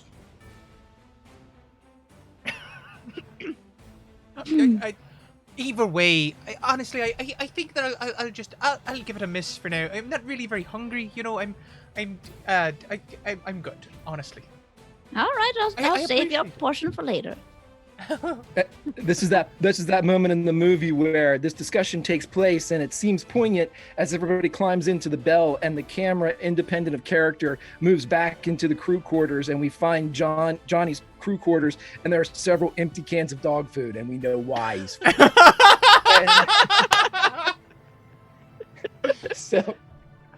So as you all load in, there are two kind of hard crystal pods on the outside of this bell. They almost give it the reflection or the brief profile of like an amphibian or a frog. And you can actually put your heads into these kind of crystal blisters as you can look out as the pod begins to drop. And if you're all done, it swings clear of the Dauntless, begins to lower, and you splash into the water with its electric greens and glowing purples. And as you dip deeper into the depths, the normal darkness does not seep in as it normally does when you go 10, 20, 30, 40 feet down. Because of the glowing greens and purples, there is a weird, almost macabre illumination that creeps in around, dressing your features in these weird colored glows. But once you all go down, I would like each of you to roll your specialty, with the exception of Adrian, who isn't necessarily in play right now. So everybody, John will be on the comms and roll a straight charisma check when he comes back, but we will also have a dexterity check from our pilot. We will have a, line operator with an intelligence check, and our gauges operator with a wisdom check for the first. So that would be a D20 plus our modifier? Yeah. And if you have your character sheets up, you can just click on the actual attribute itself and it'll roll it for you. It should. Oh, really? Okay. I had mistakenly clicked on something on my character sheet before, so I was very reticent to touch it again. So if I click on the attribute, it'll just roll from there? It should, yeah. Okay. Fantastic. Oh, there we go. Did I just roll a 7? You just rolled a 7. Yes, you now, did. gnomish advantage? With a 17, I mean. Oh, so okay. Yeah. I'm gonna use one of my advantages. Okay. So a 15, a 17, a 9, and then a charisma check from our comms operator. As Johnny, you would hear the Captain Crispin's voice. How's it going down there? Yes, Cotton. We're just lowering down now. Straight charisma. Yes, just straight charisma. Jesus. Maybe it's not going so well. You're breaking up. What's going on down there? Am I using the right bottle? Cotton, we're going down. Cotton. That one. I can hear you spitting. Okay, so as you go down with those 4 scores and 7 years ago. I'll write those down. As you dip further in, I'm going to ask Scrat to roll me a D4, please. As you go down, something happens because of maybe the awkward nature, and it seems that the gauges themselves have a problem with a 2. And so with the cumulative successes and failures of the Bell crew, Adrian, you'd be the best. They'd be the best to be able to sit back and kind of see what's going on.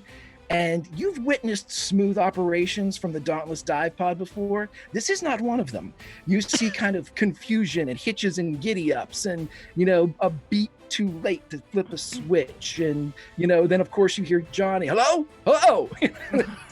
Seems like it's going smoothly, and you're the one that bears witness to the fact that over at Cat Station, the gauges begin to spin weirdly.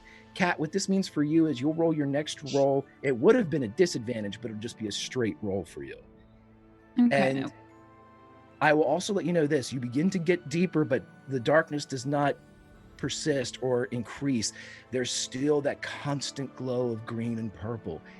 But at this moment, Adrian, you're the only one that can actually look up through the blisters. If anybody else wants to look out into the depths, you can, but you have to leave your station. So, Adrian, I will allow you to have a perception check. Anybody else will have to leave their station to go.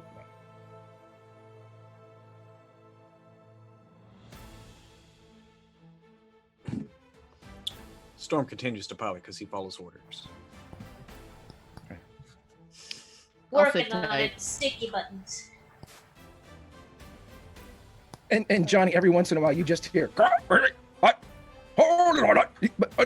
is this broken dwarvish is coming through. I think air bubbles have gotten the line.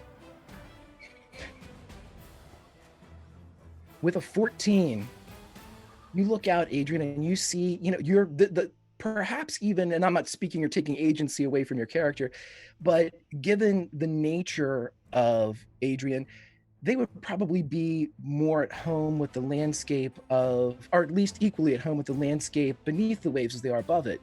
And so as you look out through this blister, this crystal clear view, it's odd to see this landscape marred with these streaks and ribbons of purple and green. And it's those ribbons that camouflage almost, and just at the edge of perception where these glows give way to the shadow of the depths, you see a very thick tendril spin just out of your sight.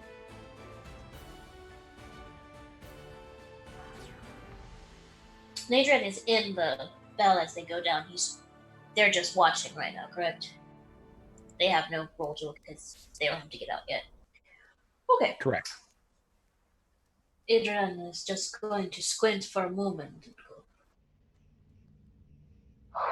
my sweet mistress of the sea, of all the days, please do not let this one be the one we get eaten. Okay.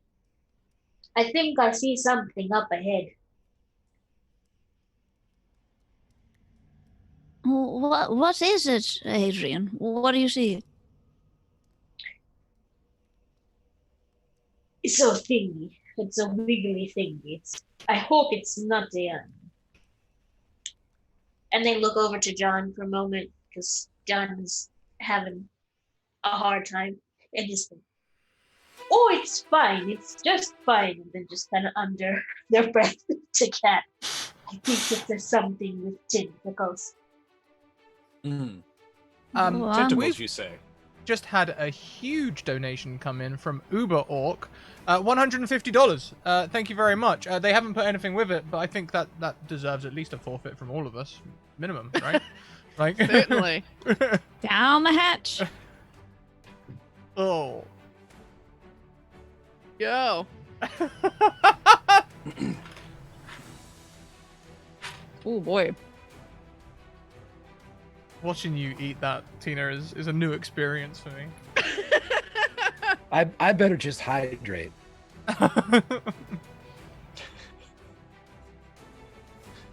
Oh, okay. All right, let's go.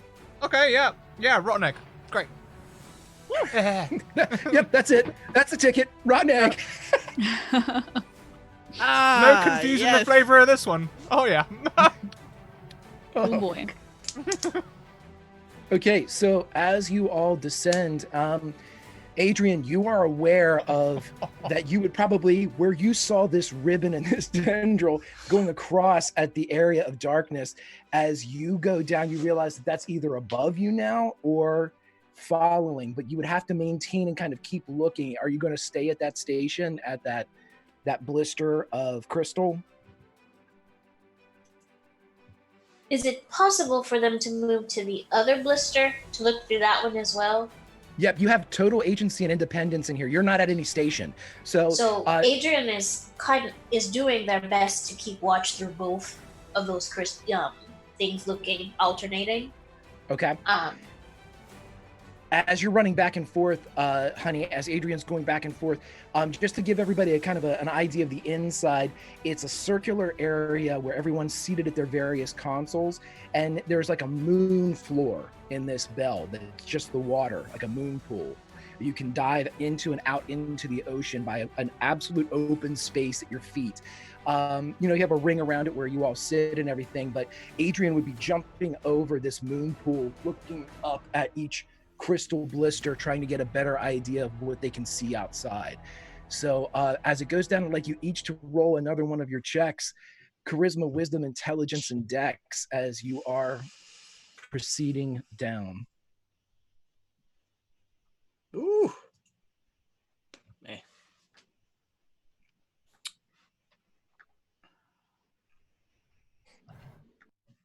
That's more like it. Let me see. Would you all get? Oh, there they are. They came up all at once. Okay. Perfect. Okay. So as that one goes through, you all kind of feel, and Adrian, again, from Adrian's point of view, everything that had been going wrong before sort of rights itself a bit. And you can see the crew fall back into their appropriate tasks with the measure and muscle memory of veterans of the sea. And you continue to drop down, but you roll me another perception check, Anchor, as you look around to see if you can catch sight of whatever it is that was out there again.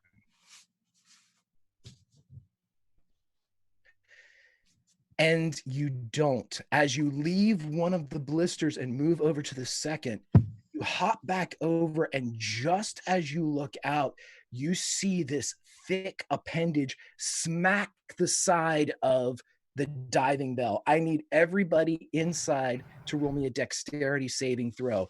As at your stations, you are all of a sudden, this is Star Trek, everybody gets hit and thrown to the left as the bell, much like a puncher's bag at the end of a speed bag, you just got walloped with a jab. I'm going to burn an advantage on this. I cannot believe I rolled so well with my negative on dexterity. Oh, nice. Oh, just take that advantage from me, roll 20. Take it. I didn't even need it. Just take it. Fantastic. So let's see. Everybody passes this, and we're going to just say, John, with that, you being the lowest of, well, no, you and Storm, you kind of lean back and you're able to stay in your position and in your seat. But as you begin to kind of grab, everyone slips free of where they were sitting because of just the violent swinging, but you don't leave the general area of where your station is. For a moment, John, you kind of get swept out of your seat just by the force, and your arms pinwheel right at that moon door, that moon pool. At one misstep could have thrown you prone into the water, but you are all there and you kind of take control of yourselves. But I'd like everybody now to roll me a d20 as this thing is spinning, and you need to make another roll, but I want to see if you are at your appropriate stations. So roll me a d20 if you could, or just a non-modified ability check if that's easier.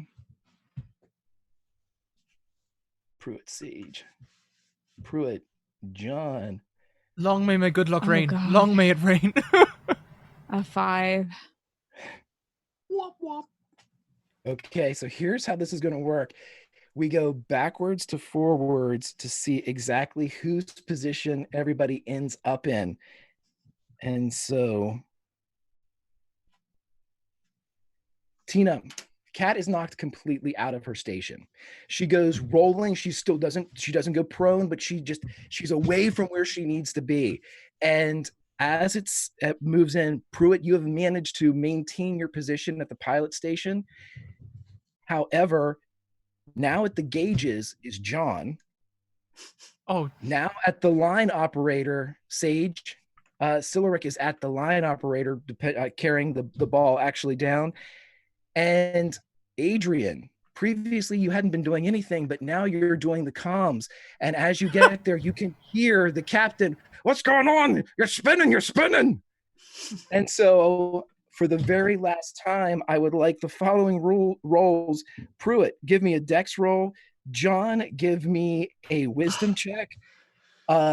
Sage, give me what was that one? It's wisdom on the gauges. Line is still, you're still a lion. That's right. So it's still int. And Honey, give me charisma, please. I don't know why I wasn't on the gauges in the first place. These just seem to make sense to me.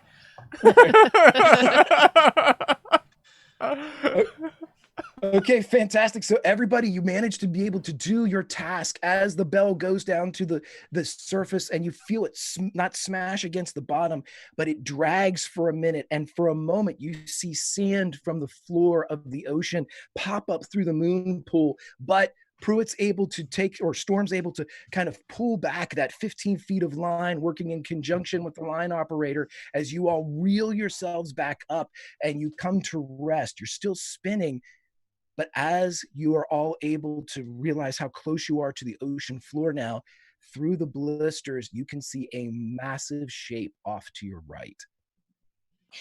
Do you think, since I think Kat is the only one not at a station right now, would she have to press herself up against the window to see, what's out in that massive shape? You can roll me a perception check, absolutely. Okay. One of these. 19's not too bad, I don't think. I hope. As you look out, you see the biggest ship you've ever seen. This is a ship that you've been accustomed to the craft that come in and out of Waterdeep's harbor. If this craft had arrived in Waterdeep as was it's scheduled to, it would have been the biggest craft ever to drop into the Waterdavian Bay. It's massive. And from your position, you're maybe 60 feet away from a massive hole in the side of its hull. It looks very much like an apple that has had a bite taken out of it. Even with some of the browning and everything around this renting of metal. It is an ironclad. You don't see wood anywhere. This vessel is massive and made of a material that you've never seen constructed in any craft, even a 50th of its size. It dominates the entire side of the blister. The other side that you kind of look out, much like Adrian did before, when you look out, you see nothing but ocean.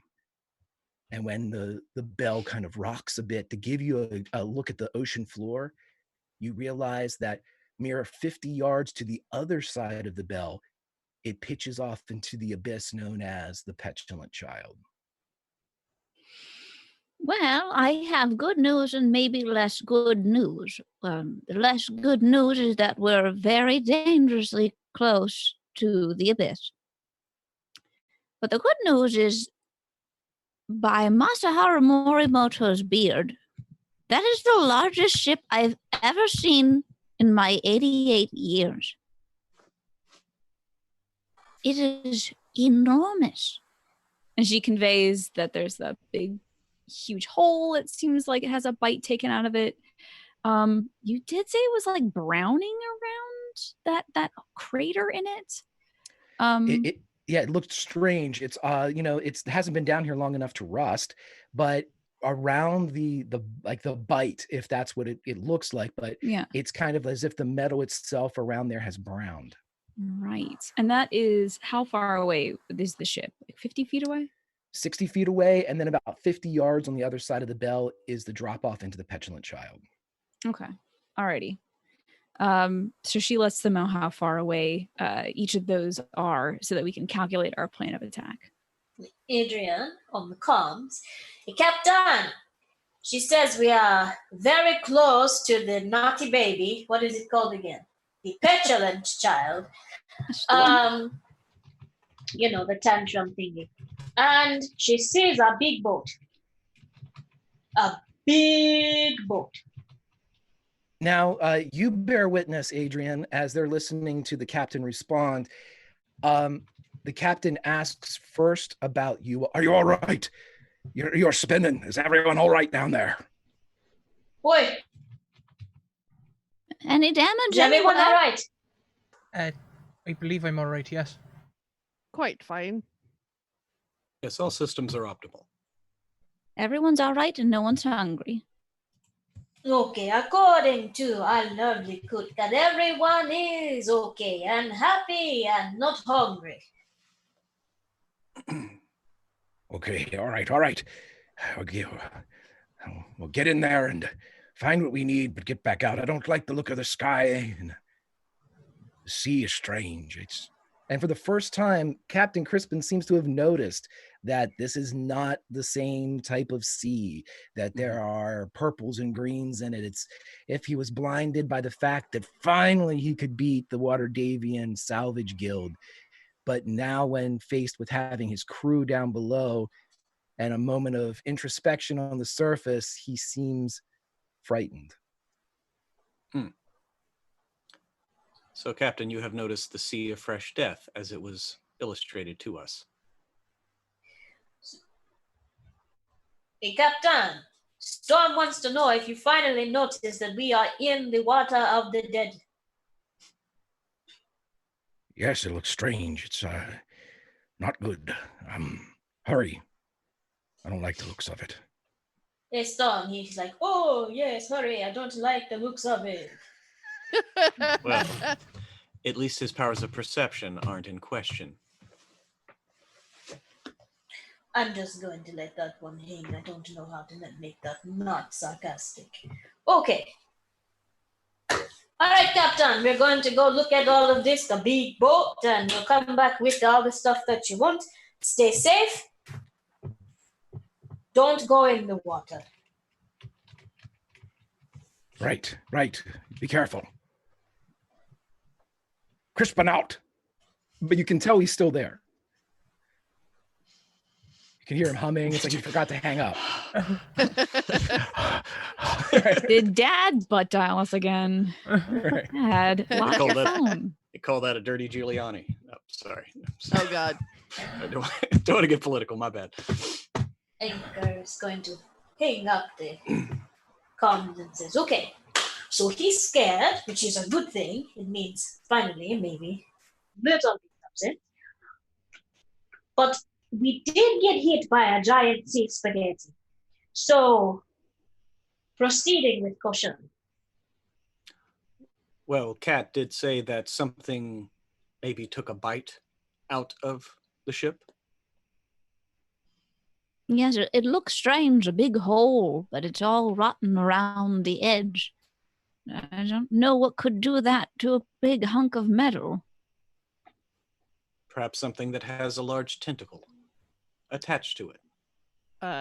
Yes. Could I make a nature check to suss out what are large, giant creatures that would attack ships? I'll give it to you for free. There are many myths and legends that say that there could be something that could drop a ship of this size. No one's ever heard tell of anything, especially this close to Waterdeep, that could drop something. This would eat a regular ship whole if it could put a bite into something of this size. Ah. Well, forgive me for saying this too late, but we're going to need a bigger bell. Good night, everybody. Oh, boy. And pop culture reference. D&D is I'm out. concluded. We did it.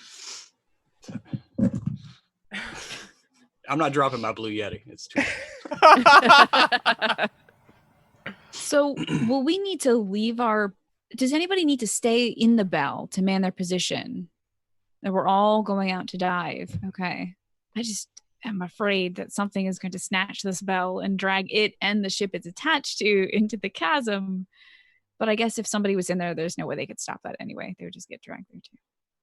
Now, with that being said, if you want to leave somebody behind, you absolutely can. Normally, though, you would all go down into a wreck and assess and bring out the cargo and whatnot, with Adrian basically taking point because of their ability to breathe the water and move a little bit freer, and also with Storm being able to not need to breathe. So, three of you were the only ones that would really need the helmets normally. But this is not a normal circumstance. So, but whatever you would like to do, just let me know. You have about 60 feet to clear, either swimming or walking on the floor of the ocean to get to the craft, to get to this massive vessel. Well, what would everybody like to do? Well, after a final equipment check, we should depart and make haste. Everyone's helmets are secure. Nothing was damaged in the swinging. All right, good. I think we're all okay. Hey, I'm feeling quite good, actually. All right. Excellent. Okay. So, we've done this many times before. I take point, unless you want to, Storm. Do you want to swim in the front and I take up the back and everyone stays in the middle? Well, given my weight, I planned on just walking towards it. So, if you would like me to take point, I can. Okay, so we are not that far away from the tantrum throwing toddler. So, we need protection on all sides. Perhaps we should tie ropes to each other.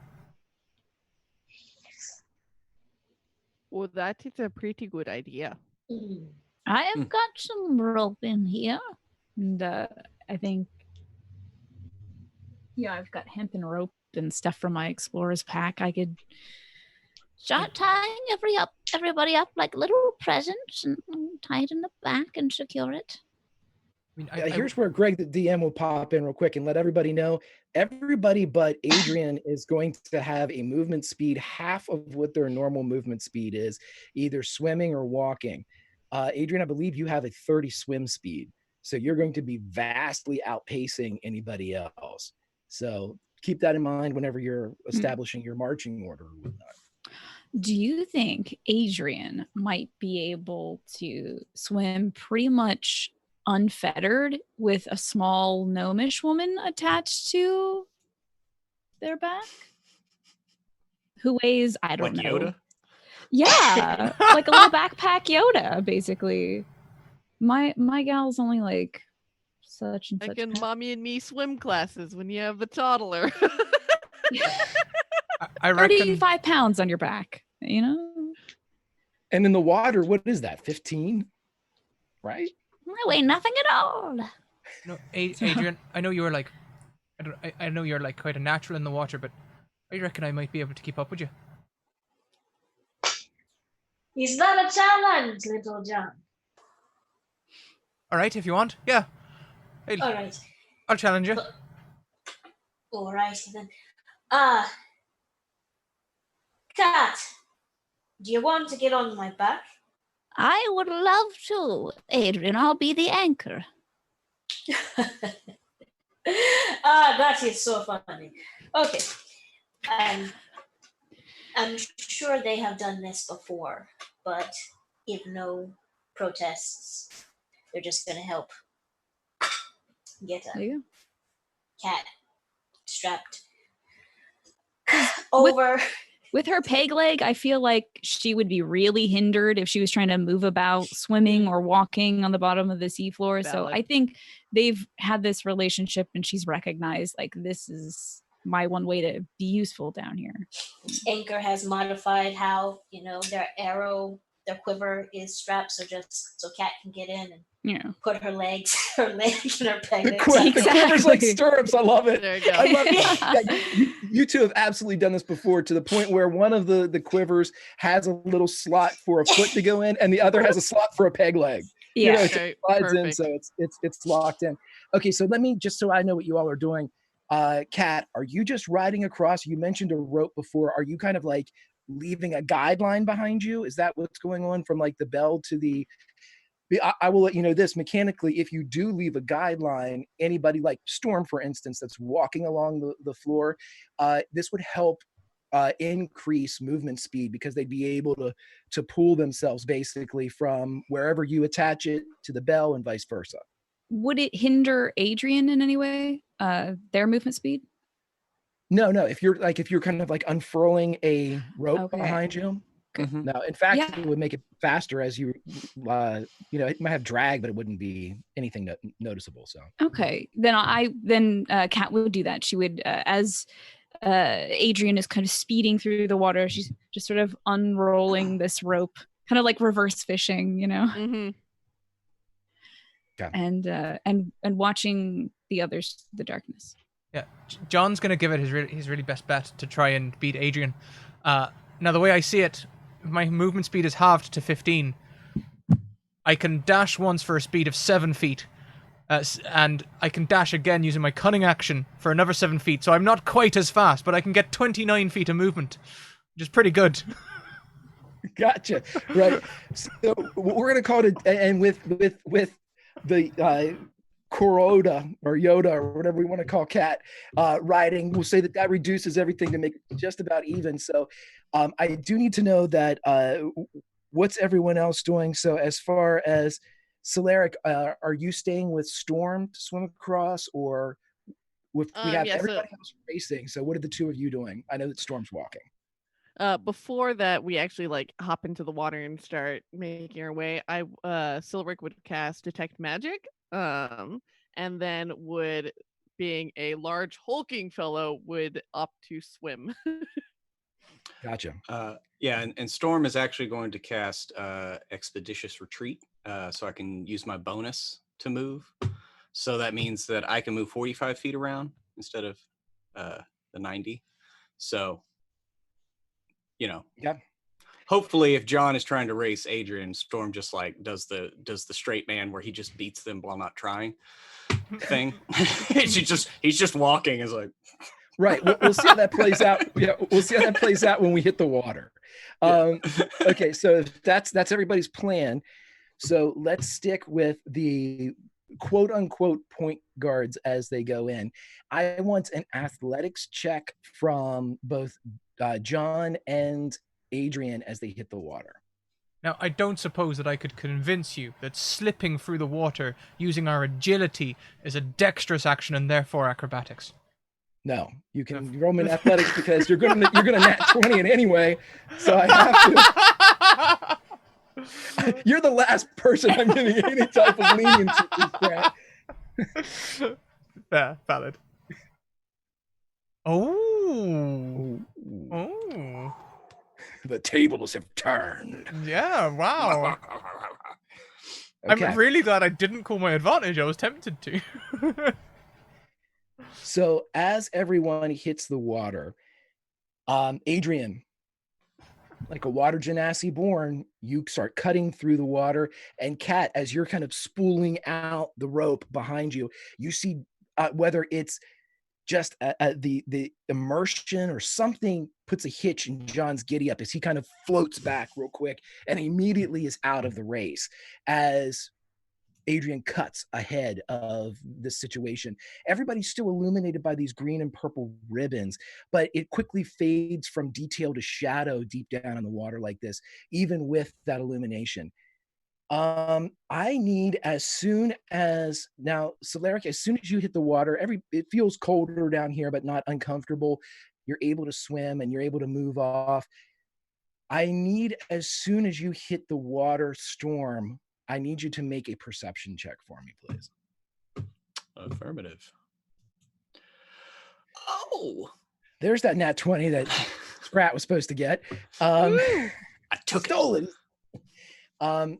Pruitt, as soon as Storm hits the water, immediately there is a realization deep inside the metal and muscle and magic of the Warforged that you feel a tightness in your joints as knees and hips, and even with the expeditious retreat cast upon your frame, it's as if whatever is in with the natural 20, I'll tell you, you deduce that whatever is in this water is causing you to slow down. It's not threatening to stop you, but it's almost like it's abrasive in your joints, like an anti-grease. It's not gritty, it's not, but it's causing a slow sludge-like response from your joints. Your movement speed is halved when you're in the water. Okay. And yeah, so Larrick, you would see that Storm hits the ground and begins to walk, but much like a tin man just about ready to stop, it's very slow. Sorry. Dog food. Sorry. So he uses his innate Furbolg magic to summon cast detect magic, and then braces himself and is all right, I'm coming in.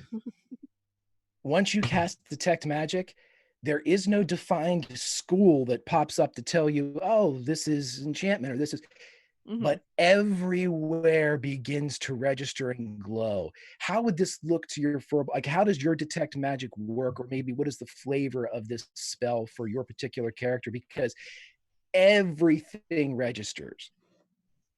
So I think because it comes innately from being, like this kind of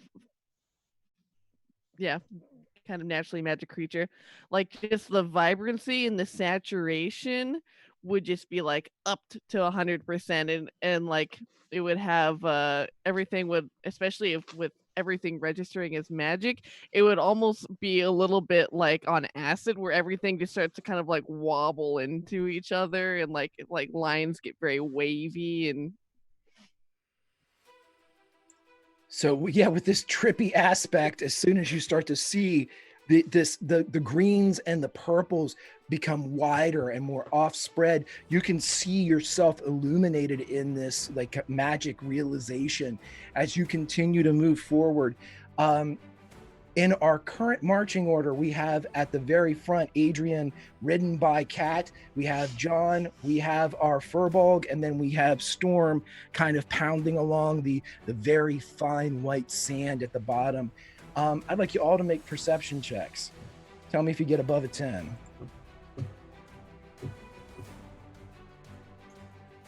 Yes, I did. I did not. I did. Okay, so Nope. in conjunction with the detect magic then, and with John stopping, you are the two that bear witness to these tendrils beginning to creep in.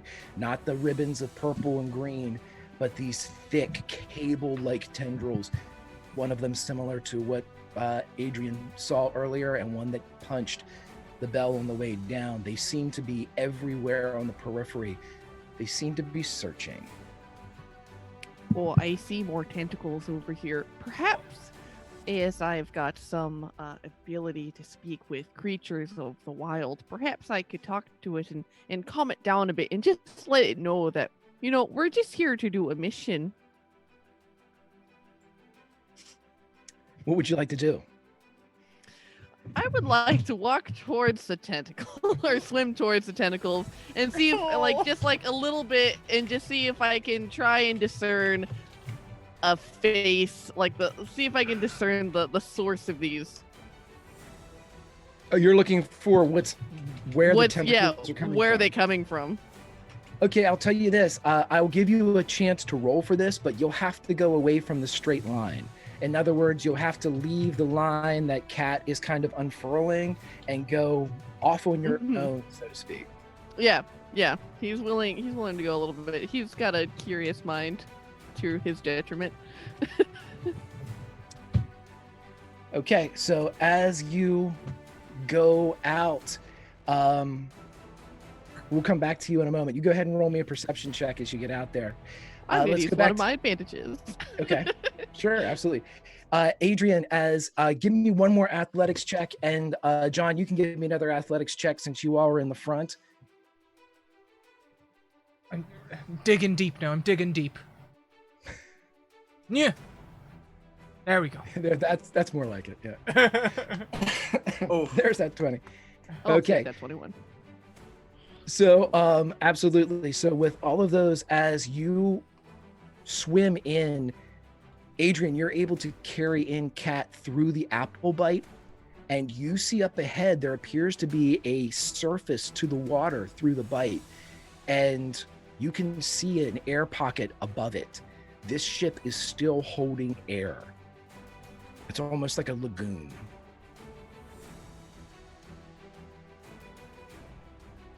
Is So- there any? Go You ahead. go ahead. No, it's all good. You go. So when Adrian looks over their shoulder, there's Storm that's behind, Slurk is still behind, John is not as far as behind, but they're not all together. They're spread out, yeah.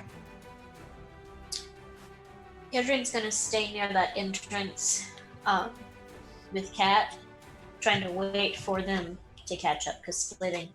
And see Solaric is walking away from the direction they need to be going. And just, hey, Solaric! Have you gone blind? Can you not see? This is the way, this is the way. Oh no! Don't worry. I'll be there in just a moment. I'm just checking something out. All right, don't get lost, sweetie. We don't want to lose you out here. Oh, don't worry. I am an expert adventurer. I am unable to be lost. That's the D&D equivalent of the video you turn on YouTube that starts with somebody saying, "Hey, look what I can do." And they jump on Yep. the table snaps in half.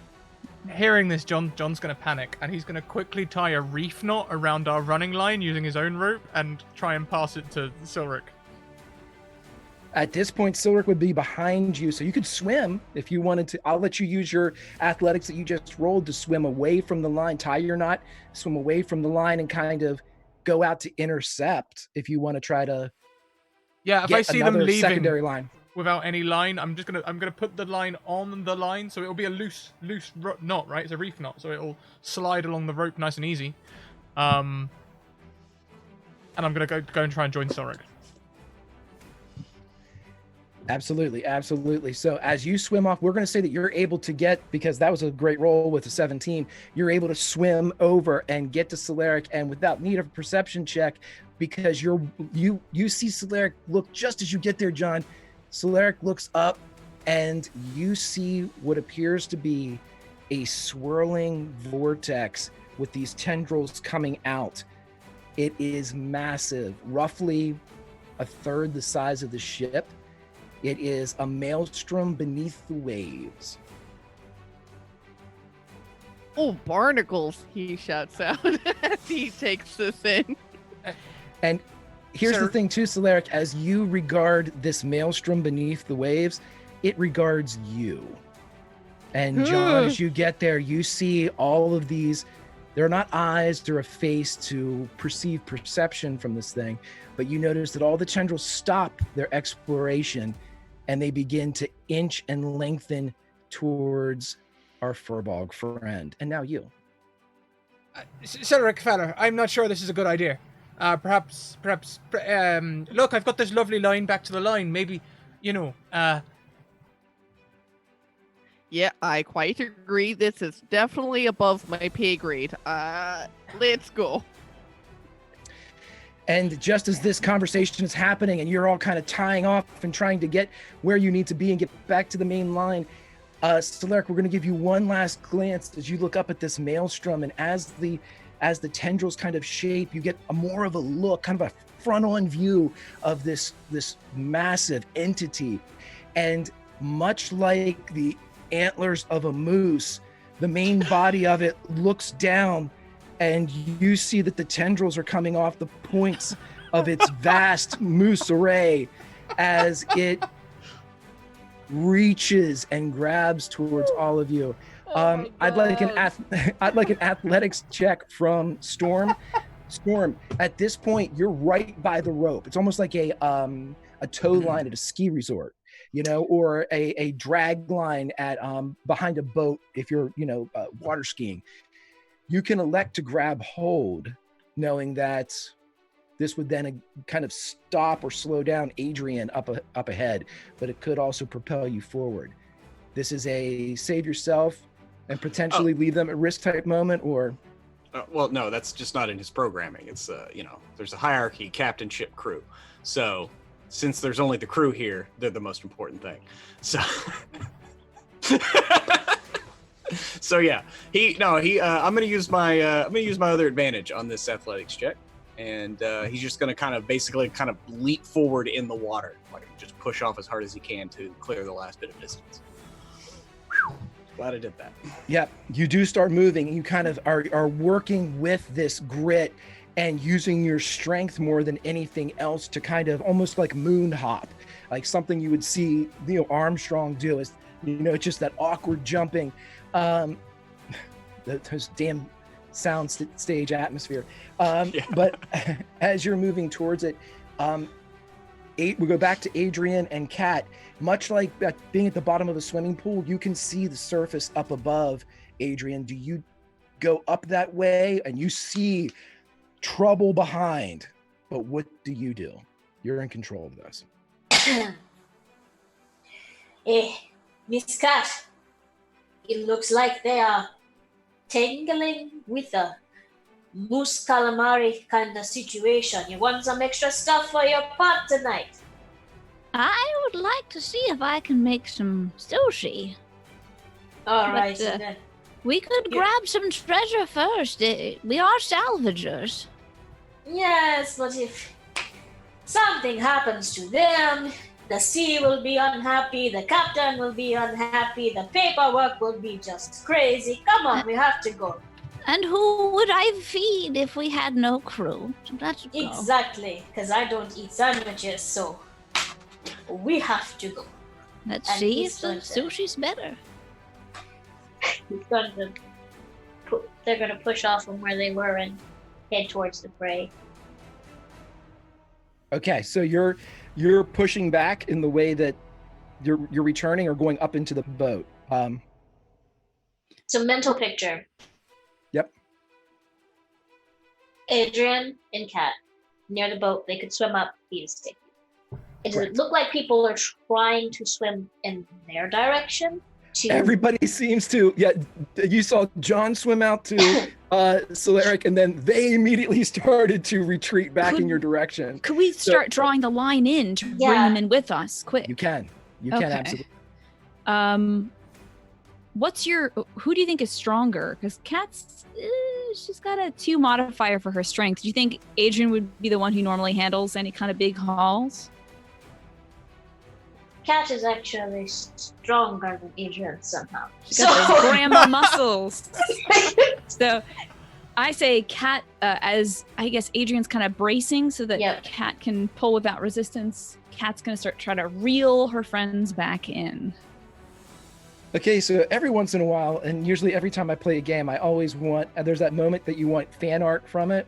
And so I would like commissioned art, if I could order it, from that just shows Adrian bracing, and atop or astride Adrian is this 88-year-old gnomish woman who is reeling in, like using the forearm to reel in the rope, and it's just hauling ass. And so I will say this right now, Storm, Solaric, and John, you see this rope start to really rush in towards the vast ship. With an athletics check or a dexterity, actually, let's have a dexterity saving throw just for like the sleight of hand component of you all being able to reach out and grab hold of it and being pulled in. I'll let you all make this with advantage because the rope's been in place at the beginning.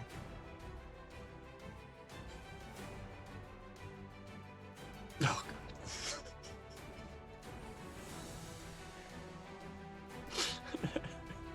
All right, rolling sleight of hand, sorry. Yeah, sleight of hand will work. Yep, or dex save. It's totally up to you.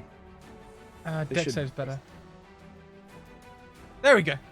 There it is. Yeah. Nice. So, as the frog and the human get to the rope, they get whisked ahead, and just as the Warforged reaches out, the last of the rope passes through their fingers as they reach out and are beginning to move as these tendrils. Now, for all of you that are looking back, you can see Storm kind of hopping like Neil Armstrong with these tendrils and this big moose head moving in closer behind.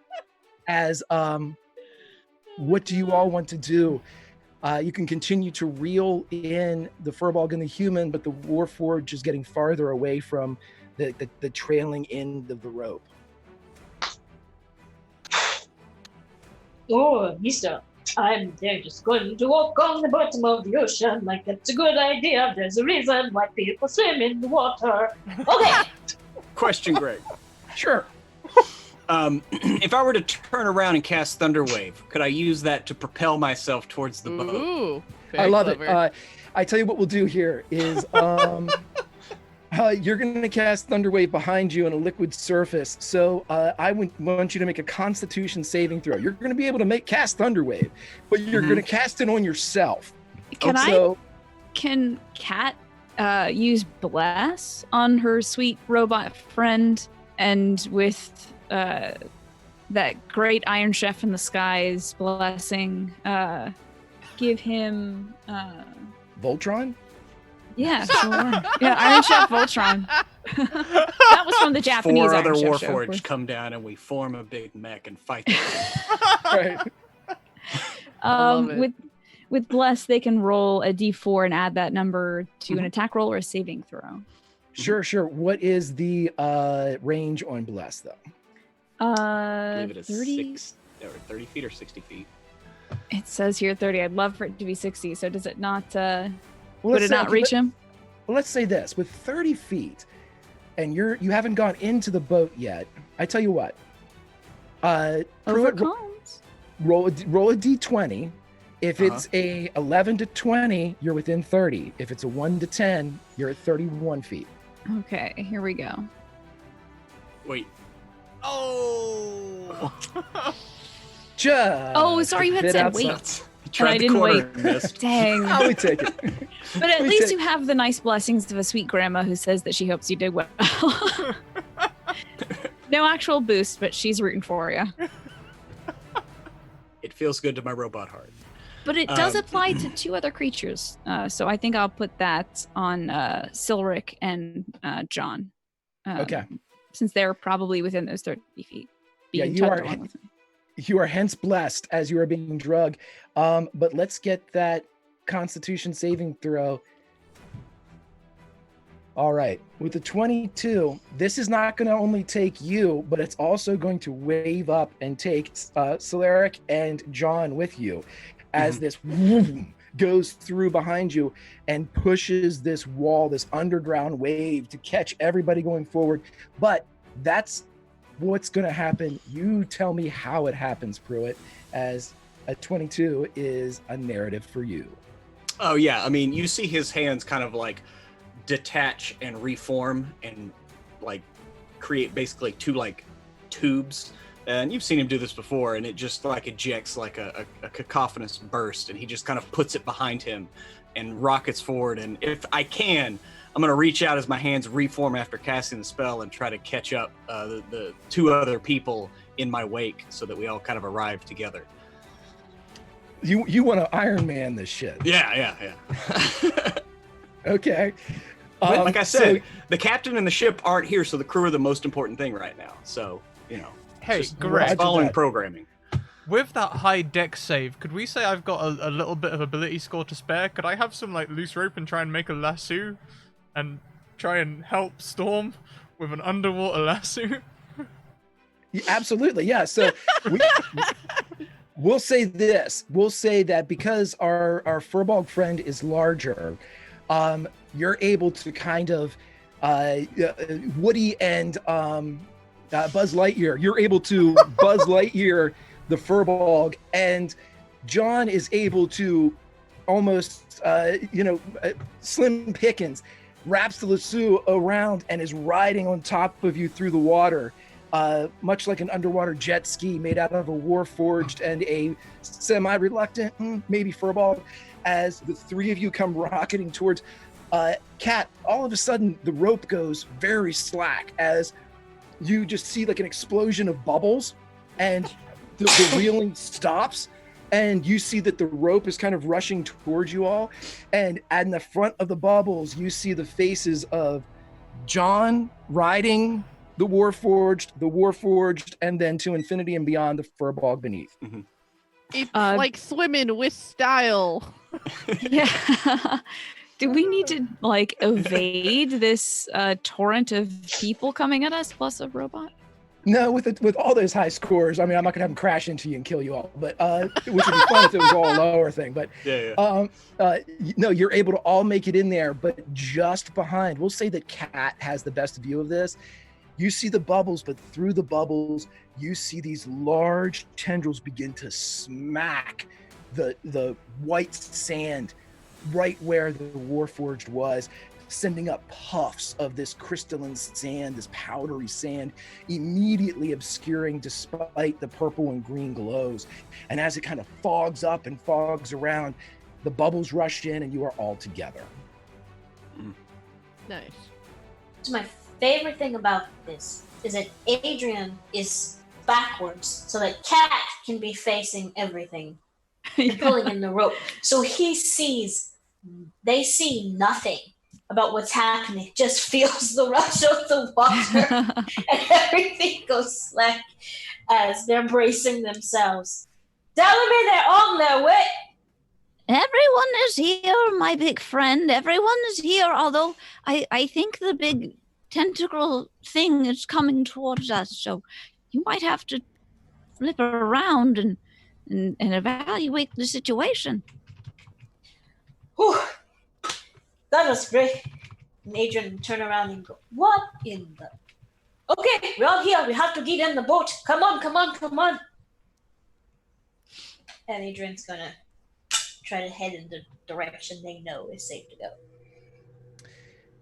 As you all head towards the surface of the water, who is going to breach the surface first? Adrian, is that you?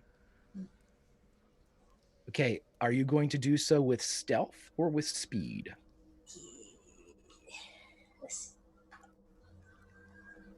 Stealth. Roll me a stealth check then. Okay,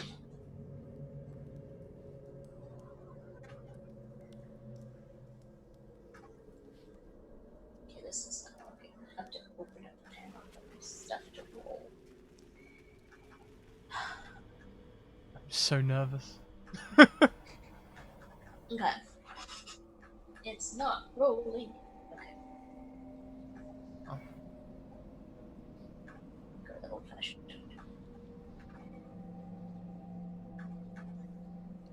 Yeah, something is off with my rolling, but go ahead. Okay, so yeah, well, I see an 8 has come in. So you believe yourself to be quiet, but this is you know, everyone's basically quiet in the water, but with coming out of the water is where the noise comes from. It's the air bubbles that precede the surfacing of the creature beneath, and there's just a couple on the surface as Adrian comes up and enters into this wide, vast space. You look around and see what appears to be the cargo hold of this vessel. The bite had been taken just at the waterline and below.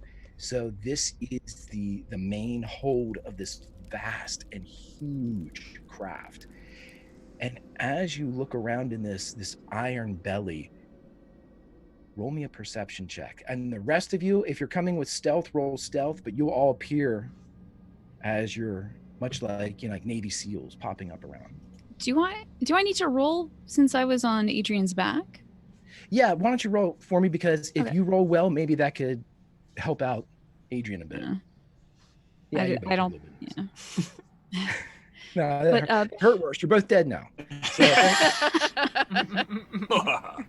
and should we roll perception to see what's going on up here? yeah, as soon as you get up, anybody can roll perception when you hit the surface. 12. Not great. I guess I'm like kind of like sideways trying to get my peg leg out of the sheath. It's a little unseemly, but yes, yeah, you're able to crawl out. Pruitt, both Storm and Sage, Solaric, as you come up, you're able to see this wide open space, even so far up, just where the light of the glowing blue or purples and greens reaches the top. You can see that instead of just a flat ceiling to this hold, it's crisscrossed with a lattice work of hoses and conduit and lines and pipes all over the surface. Just an absolute collage of these things. Various sizes, various textures. You can see some that appear to be open that are just grating, others that appear to be made of glass. Some of them are like brilliant green tubing, and it's just spread across the ceiling. Beyond that, the space is completely empty, save for in the very middle of the floor is a purple trimmed metallic chest. Oh, that's probably what we're looking for then, eh? Oh, is my detect magic still active or no? We'll say that the constant glow recedes a bit, and as you come up into this space, the only thing in here that is registering is the chest. That there chest is magical. So it's gotta be something good.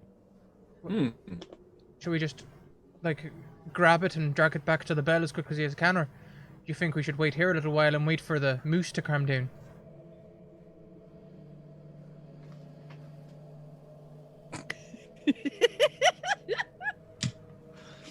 I can honestly say this is the first time I have ever seen that type of a creature under the water. Yeah, being an expert in beasts, I have definitely never heard, read, nor seen anything like that in my life. Question. Is the glow of the chest and the glow of the water similar? Make an investigation check as you're looking for something specific. Okay. That was a straight roll. Ugh. It's a chest. It's a chest. With an 8, I'll tell you everything. That is conclusively a chest. And Storm begins to walk over towards it.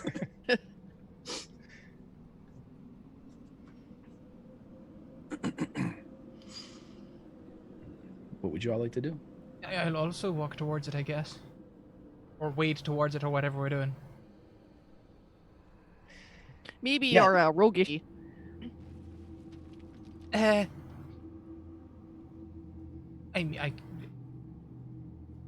What are you suggesting that I could? Okay, what are the options here? We stay and wait for the Boostapus, whatever that is out there, to go away, go back to sleep, Octopus. whatever. Octopus. Or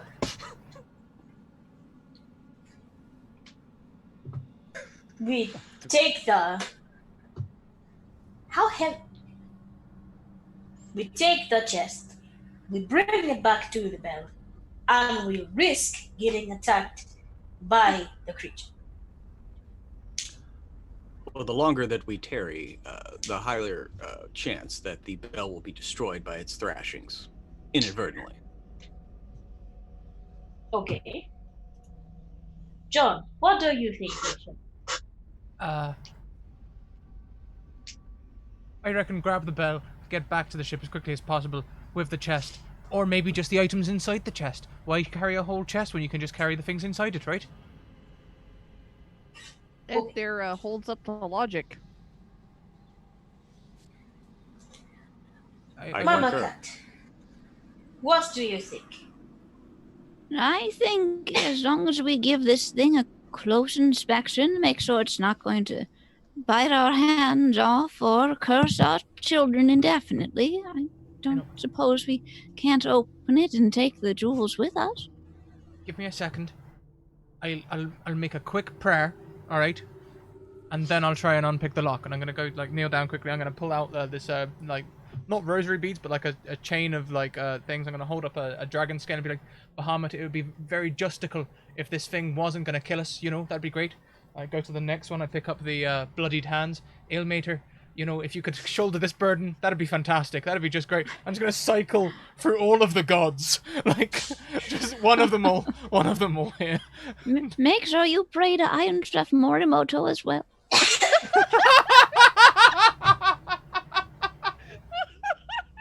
The iron spoon of Morimoto. I carry it with me all the time. It's my ladle. I like the casual use of Kat basically saying that these are several things that could happen, and interspersed in the middle of that was the cursing of our children. Is that what you said? And then She's got grandkids to worry about. The holidays are coming up. But I love the wording, which was indefinitely, so you might be okay temporarily. It might seem okay. Just a short curse. Mm-hmm. Don't worry, it'll be gone by puberty. Mm-hmm. One of those head curses where her nose is running. Alrighty, so our rogue asked to. Yeah, are you going to try to do so using your roguish talents in conjunction with the blessings of all the gods, or are you just cracking it open like a beer? Well, the actual roguey side of being a rogue, I'm not too good at, to be honest. So what I'll probably do is I'll try and crack it open like a beer. Okay. So have you checked? Wait. Did you check it first? Remember, John, we talked about this. You check it to make sure you cannot see anything that is trapping. And then you open it. Let's see how this goes, I guess. I'll do a quick investigation on it. Hashtag blessed. Looks good. Hang on, blessed you say? D4 is that? Mm-hmm. Yeah, do you want to use your D4 on that, or do you want to use it when you're disarming it? No, I'm just gonna... No, it lasts for a minute. Oh, that's it's great. It's every roll, for everyone. You. So I'm just gonna kick the chest like I'm checking a car for an MOT. Kicking a tire. Seems good. Looks good. She'll get you up the mountain. I'm gonna try and open it. It swings open from a hinge on the back of it. It seems well oiled and maintained, even in this very damp space, and it swings right open. And you see inside of it what looks like a rectangle about this big of glass lined in metal. It almost looks like a hand mirror without the handle. Huh. That's just a mirror. It seems to be it just seems to be resting on something inside. That's part of the box. This seems to be independent and can be taken from the stand. Oh, well, I'll just dip my hand in and take it. It's just got this in it. Are you telling me that the treasure found at the bottom of a bloody trench is just the friends we made along the way? We all look into it together. It's a Snapchat filter that makes us all You're look the like real moose. treasure. It's a Snapchat filter. Okay. So I'd like everybody else, Adrian and Solaric and Storm and Kat, to roll perception as John says, ultimate is this, and holds it up. Ooh. I perceive something. And by the way, I'm rerouting power from a redundant subsystem. I'm converting sorcery points. Gotcha. So as you all of you perceive as John holds this up, you see that the backside of this mirror that he's holding is just very polished silver metal, and embossed on it is what looks like the silhouette of a piece of fruit or an apple with a bite taken out of the side. And when you pull it out, John, the front of it illuminates, and you see flashed up in there this human, him, with hair pulled back in a kind of a high bun that, I don't know, it's a high mannish bun sort of back here. And he's looking and he says, "Oh, splendid. I'm so glad you made it. Everyone come, we made it. We had some make it. Come. And you see other faces appear in this little rectangle, and they're wearing strange framed glasses, and some of them have extravagant mustaches. Some have body piercings, but you see basically just from like chests up of all of these faces looking in at you.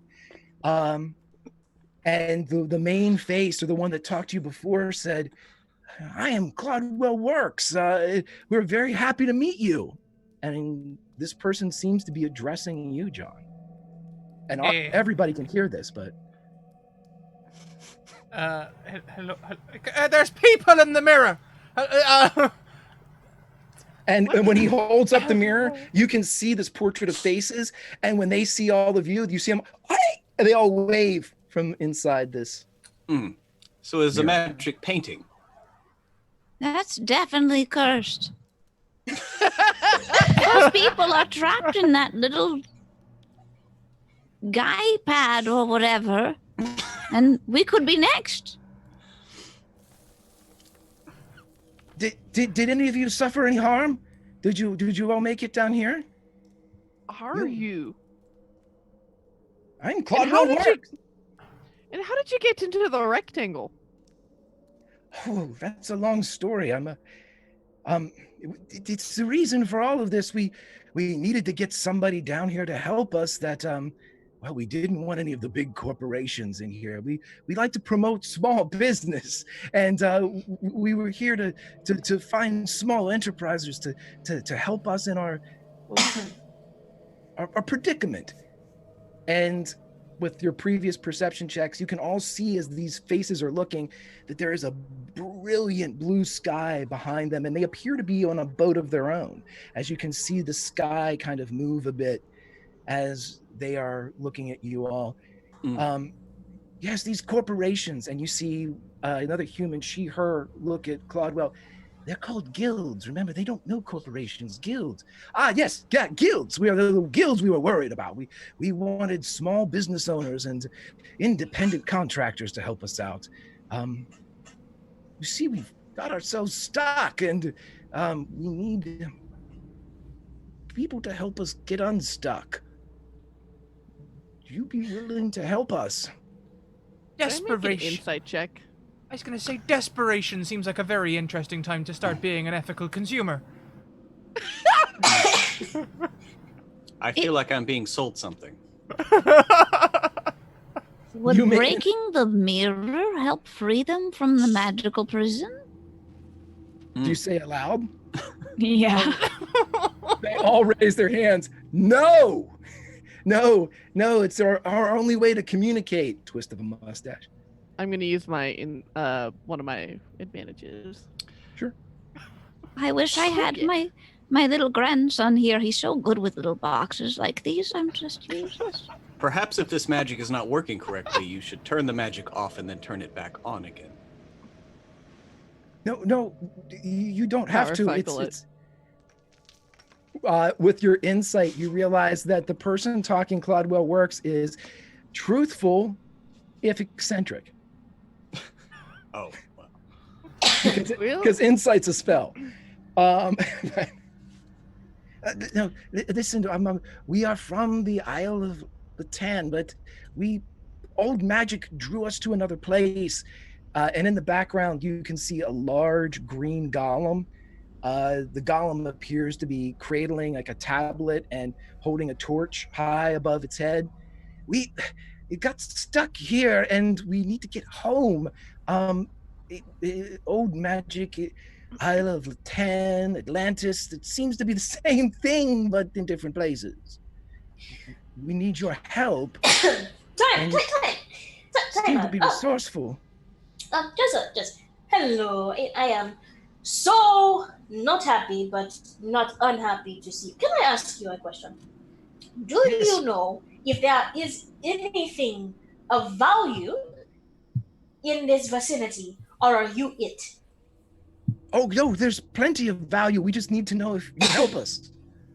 Okay, was this your boat? Yes. Okay, so you are on a boat. The boat got bitten by something. The boat sank, and now you are trapped in a magic mirror. Sort of, but we did all of that to the boat itself to find the right people. Thank you very much, Isriva, for the donation. Tina, you're up. So It this is leaking now, by the way. My sandwich is leaking. Oh, God.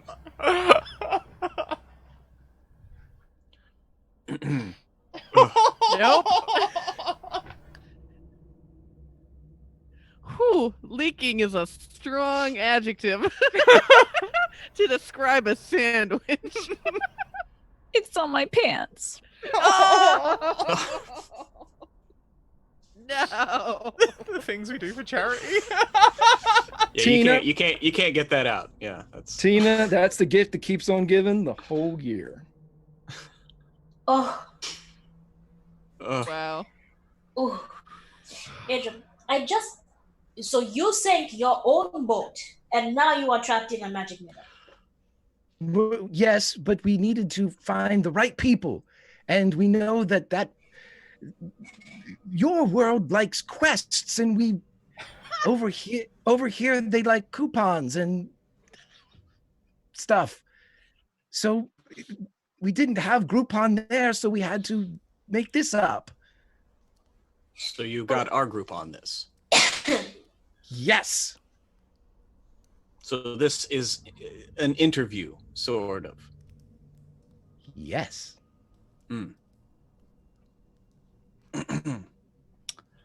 Well, the captain will be upset if we do not bring back anything of value. All we need for you all to do is to just pledge that you'll help us. That's it. It's not really dangerous. You'll just act as our... Well, I mean, before we enter in any agreement, there should be something between us. Do you have like some terms or conditions we can read through? Can you hold up a Yes. scroll to the pad? Yes, but just scroll to the end quickly. And this big like legalese pops up on the screen to just swipe it with your finger, swipe it. If Kat is anywhere near it, she's going to be poking at it. Just uselessly. That's not how it works. We can see you. We're in the little corner now. Johnny, you do it. I don't know what to do. No. Look, if there's one thing I learned growing up, it's never sign anything before. My best friend did that. Now he's like an assassin or something for some kind of patron of the Neverworlds. I don't want anything to do with it. Well, I can read it fairly quickly, and like Storm just comes up and just, and you see his eyes just as it's scrolling really fast. Does it say anything about auto, opting into things that we may not know about? Yes, we're going to need to talk about the automatic updates and also the random surveillance. And also, what is this data sharing program that you have with certain other third-party tertiary companies?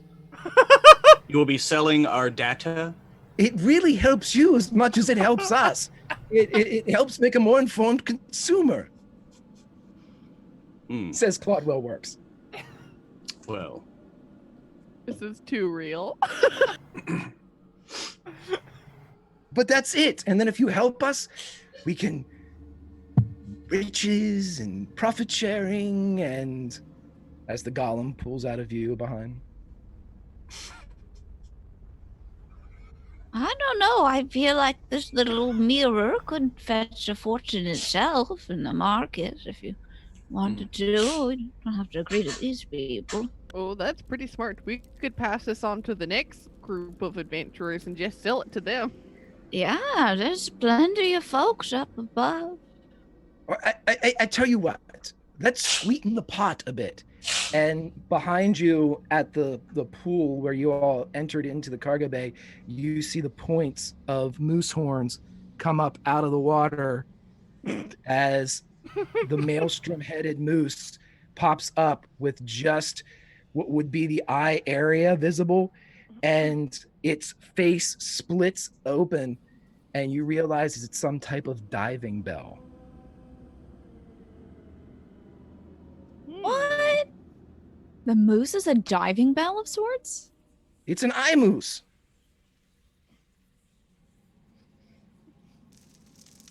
I don't get it. I don't get it. Okay, so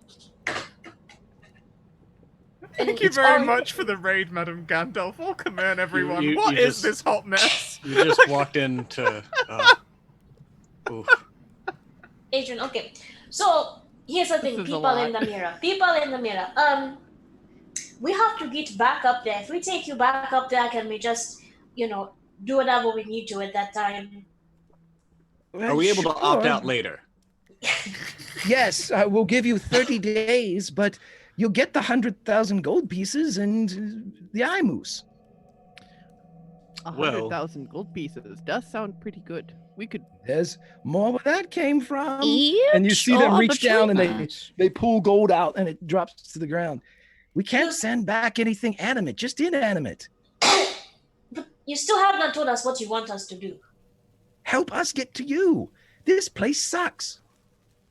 Okay, how do we do How do we do that? We work together. We need look here. people. Yes. Are we You selling have said our this blood already. to you? You work together. We help you out. We need specifics. We are underwater. Equal partners. This is starting to sound like the Underpants Gnomes. You're not telling us step 2. We work together. You're our developers. 2. Step 3, profit. And so how are you working with us down here when you're trapped in a little box? We're going to send you instructions and you're going to act on them, because the only thing that we can send through are things like the eye moose. They don't follow directions. You sent the eye moose? Okay, Adrian looks to the group. Somebody do something or I'm about to smash that mirror. Storm just reaches out and hits I agree. Excellent, mustache twist. You'll be very happy as our new developers. everyone, they've joined up. Yay! There's clapping, a lot of fine coffee drinking. And behind them, as New York City experiences a beautiful day here in November of 2019, here under the seas of the Forgotten Realms in Faerun, an agreement is reached, one that is not really as one-sided as the legalese would speak of, and hopefully beneficial to all parties involved, just like an app developer. And that, my friends, is where we will end this session. Thank you, but we're not quite going to end there because we've just had 2 donations come in at the very end. Tina, ×2 donation for you from Kent. That's $50 worth of sandwich. And Is River also would like Sage to get on the hot sauce. Kent, do you see this, just, Kent? Oh, that's just awful. Oh, just get it away. Can I, like... I mean, I'll slap myself in the face or something. I just don't want to see that. That'll be my forfeit. That sandwich is a I'll kick my own ass. Are you kidding me? Oh, it went out the side. Oh God. Oh my God. All right, let's Make go. no mistake, it's very wet. Oh, come on.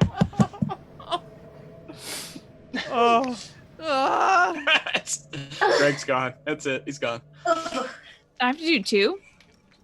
Yeah. Kent, you were my roommate at TwitchCon. I can't believe you're doing this to me.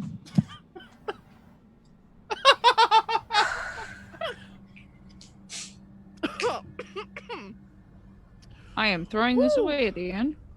You mean you're not going to finish You're not going to finish it? Anybody want leftovers? No, I'm good. Kent, it's for the kids. That makes it all better. Well, fantastic. That brings us Over to to the you. end. Thank you so much, Greg. This has been so much fun, as usual. I've missed playing with you, buddy.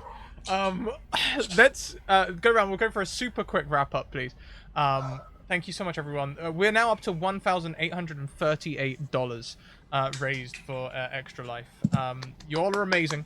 Let's go around and do a quick wrap. We'll go the opposite way around and start with Tina.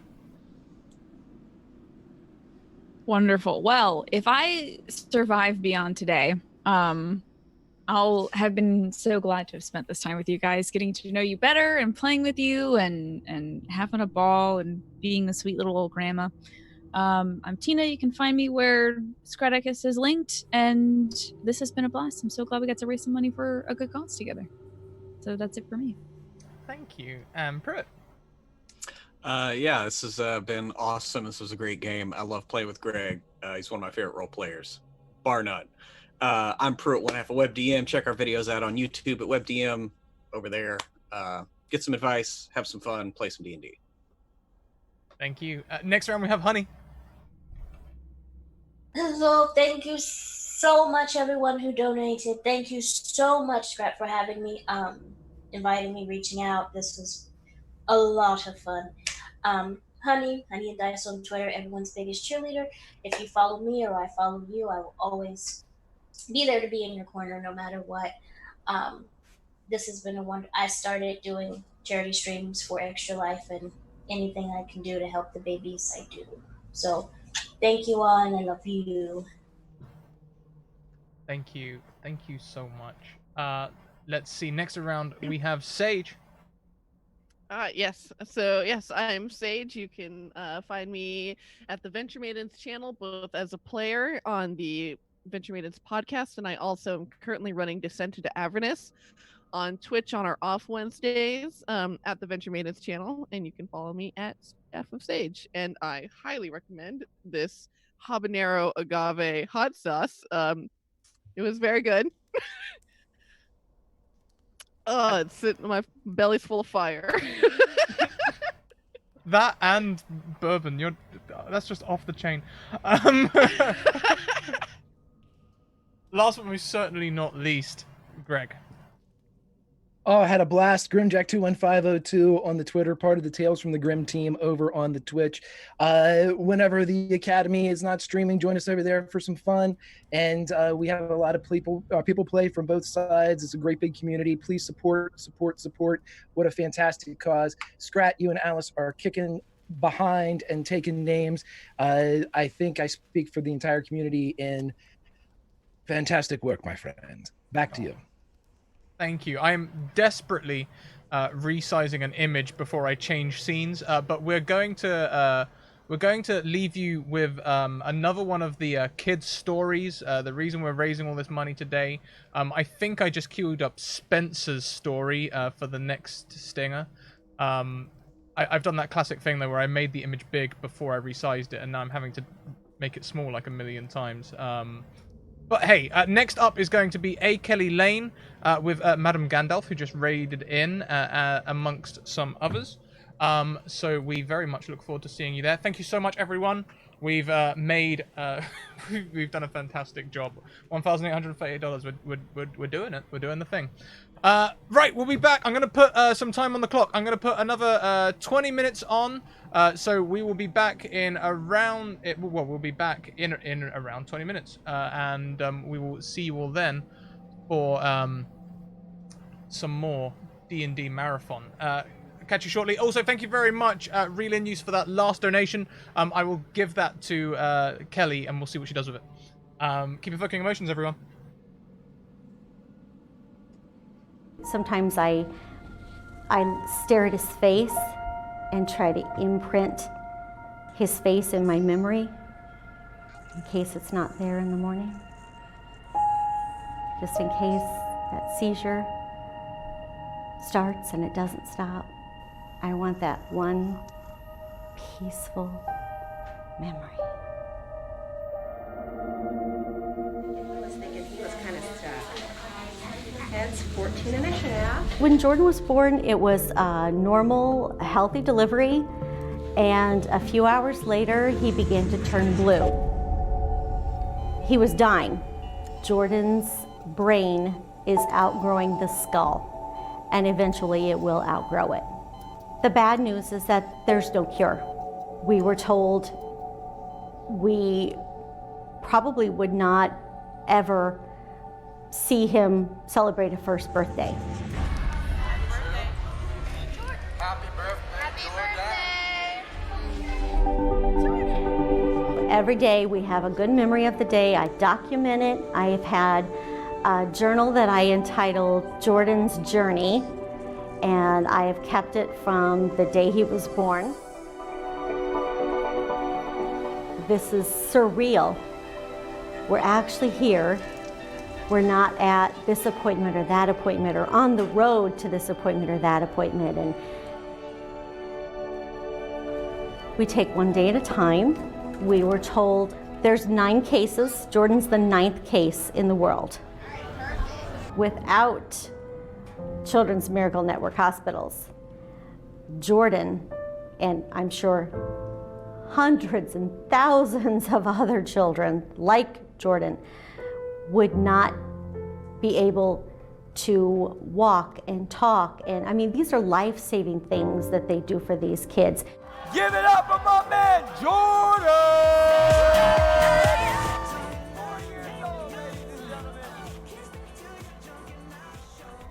So I'm very, very grateful for CMN hospitals.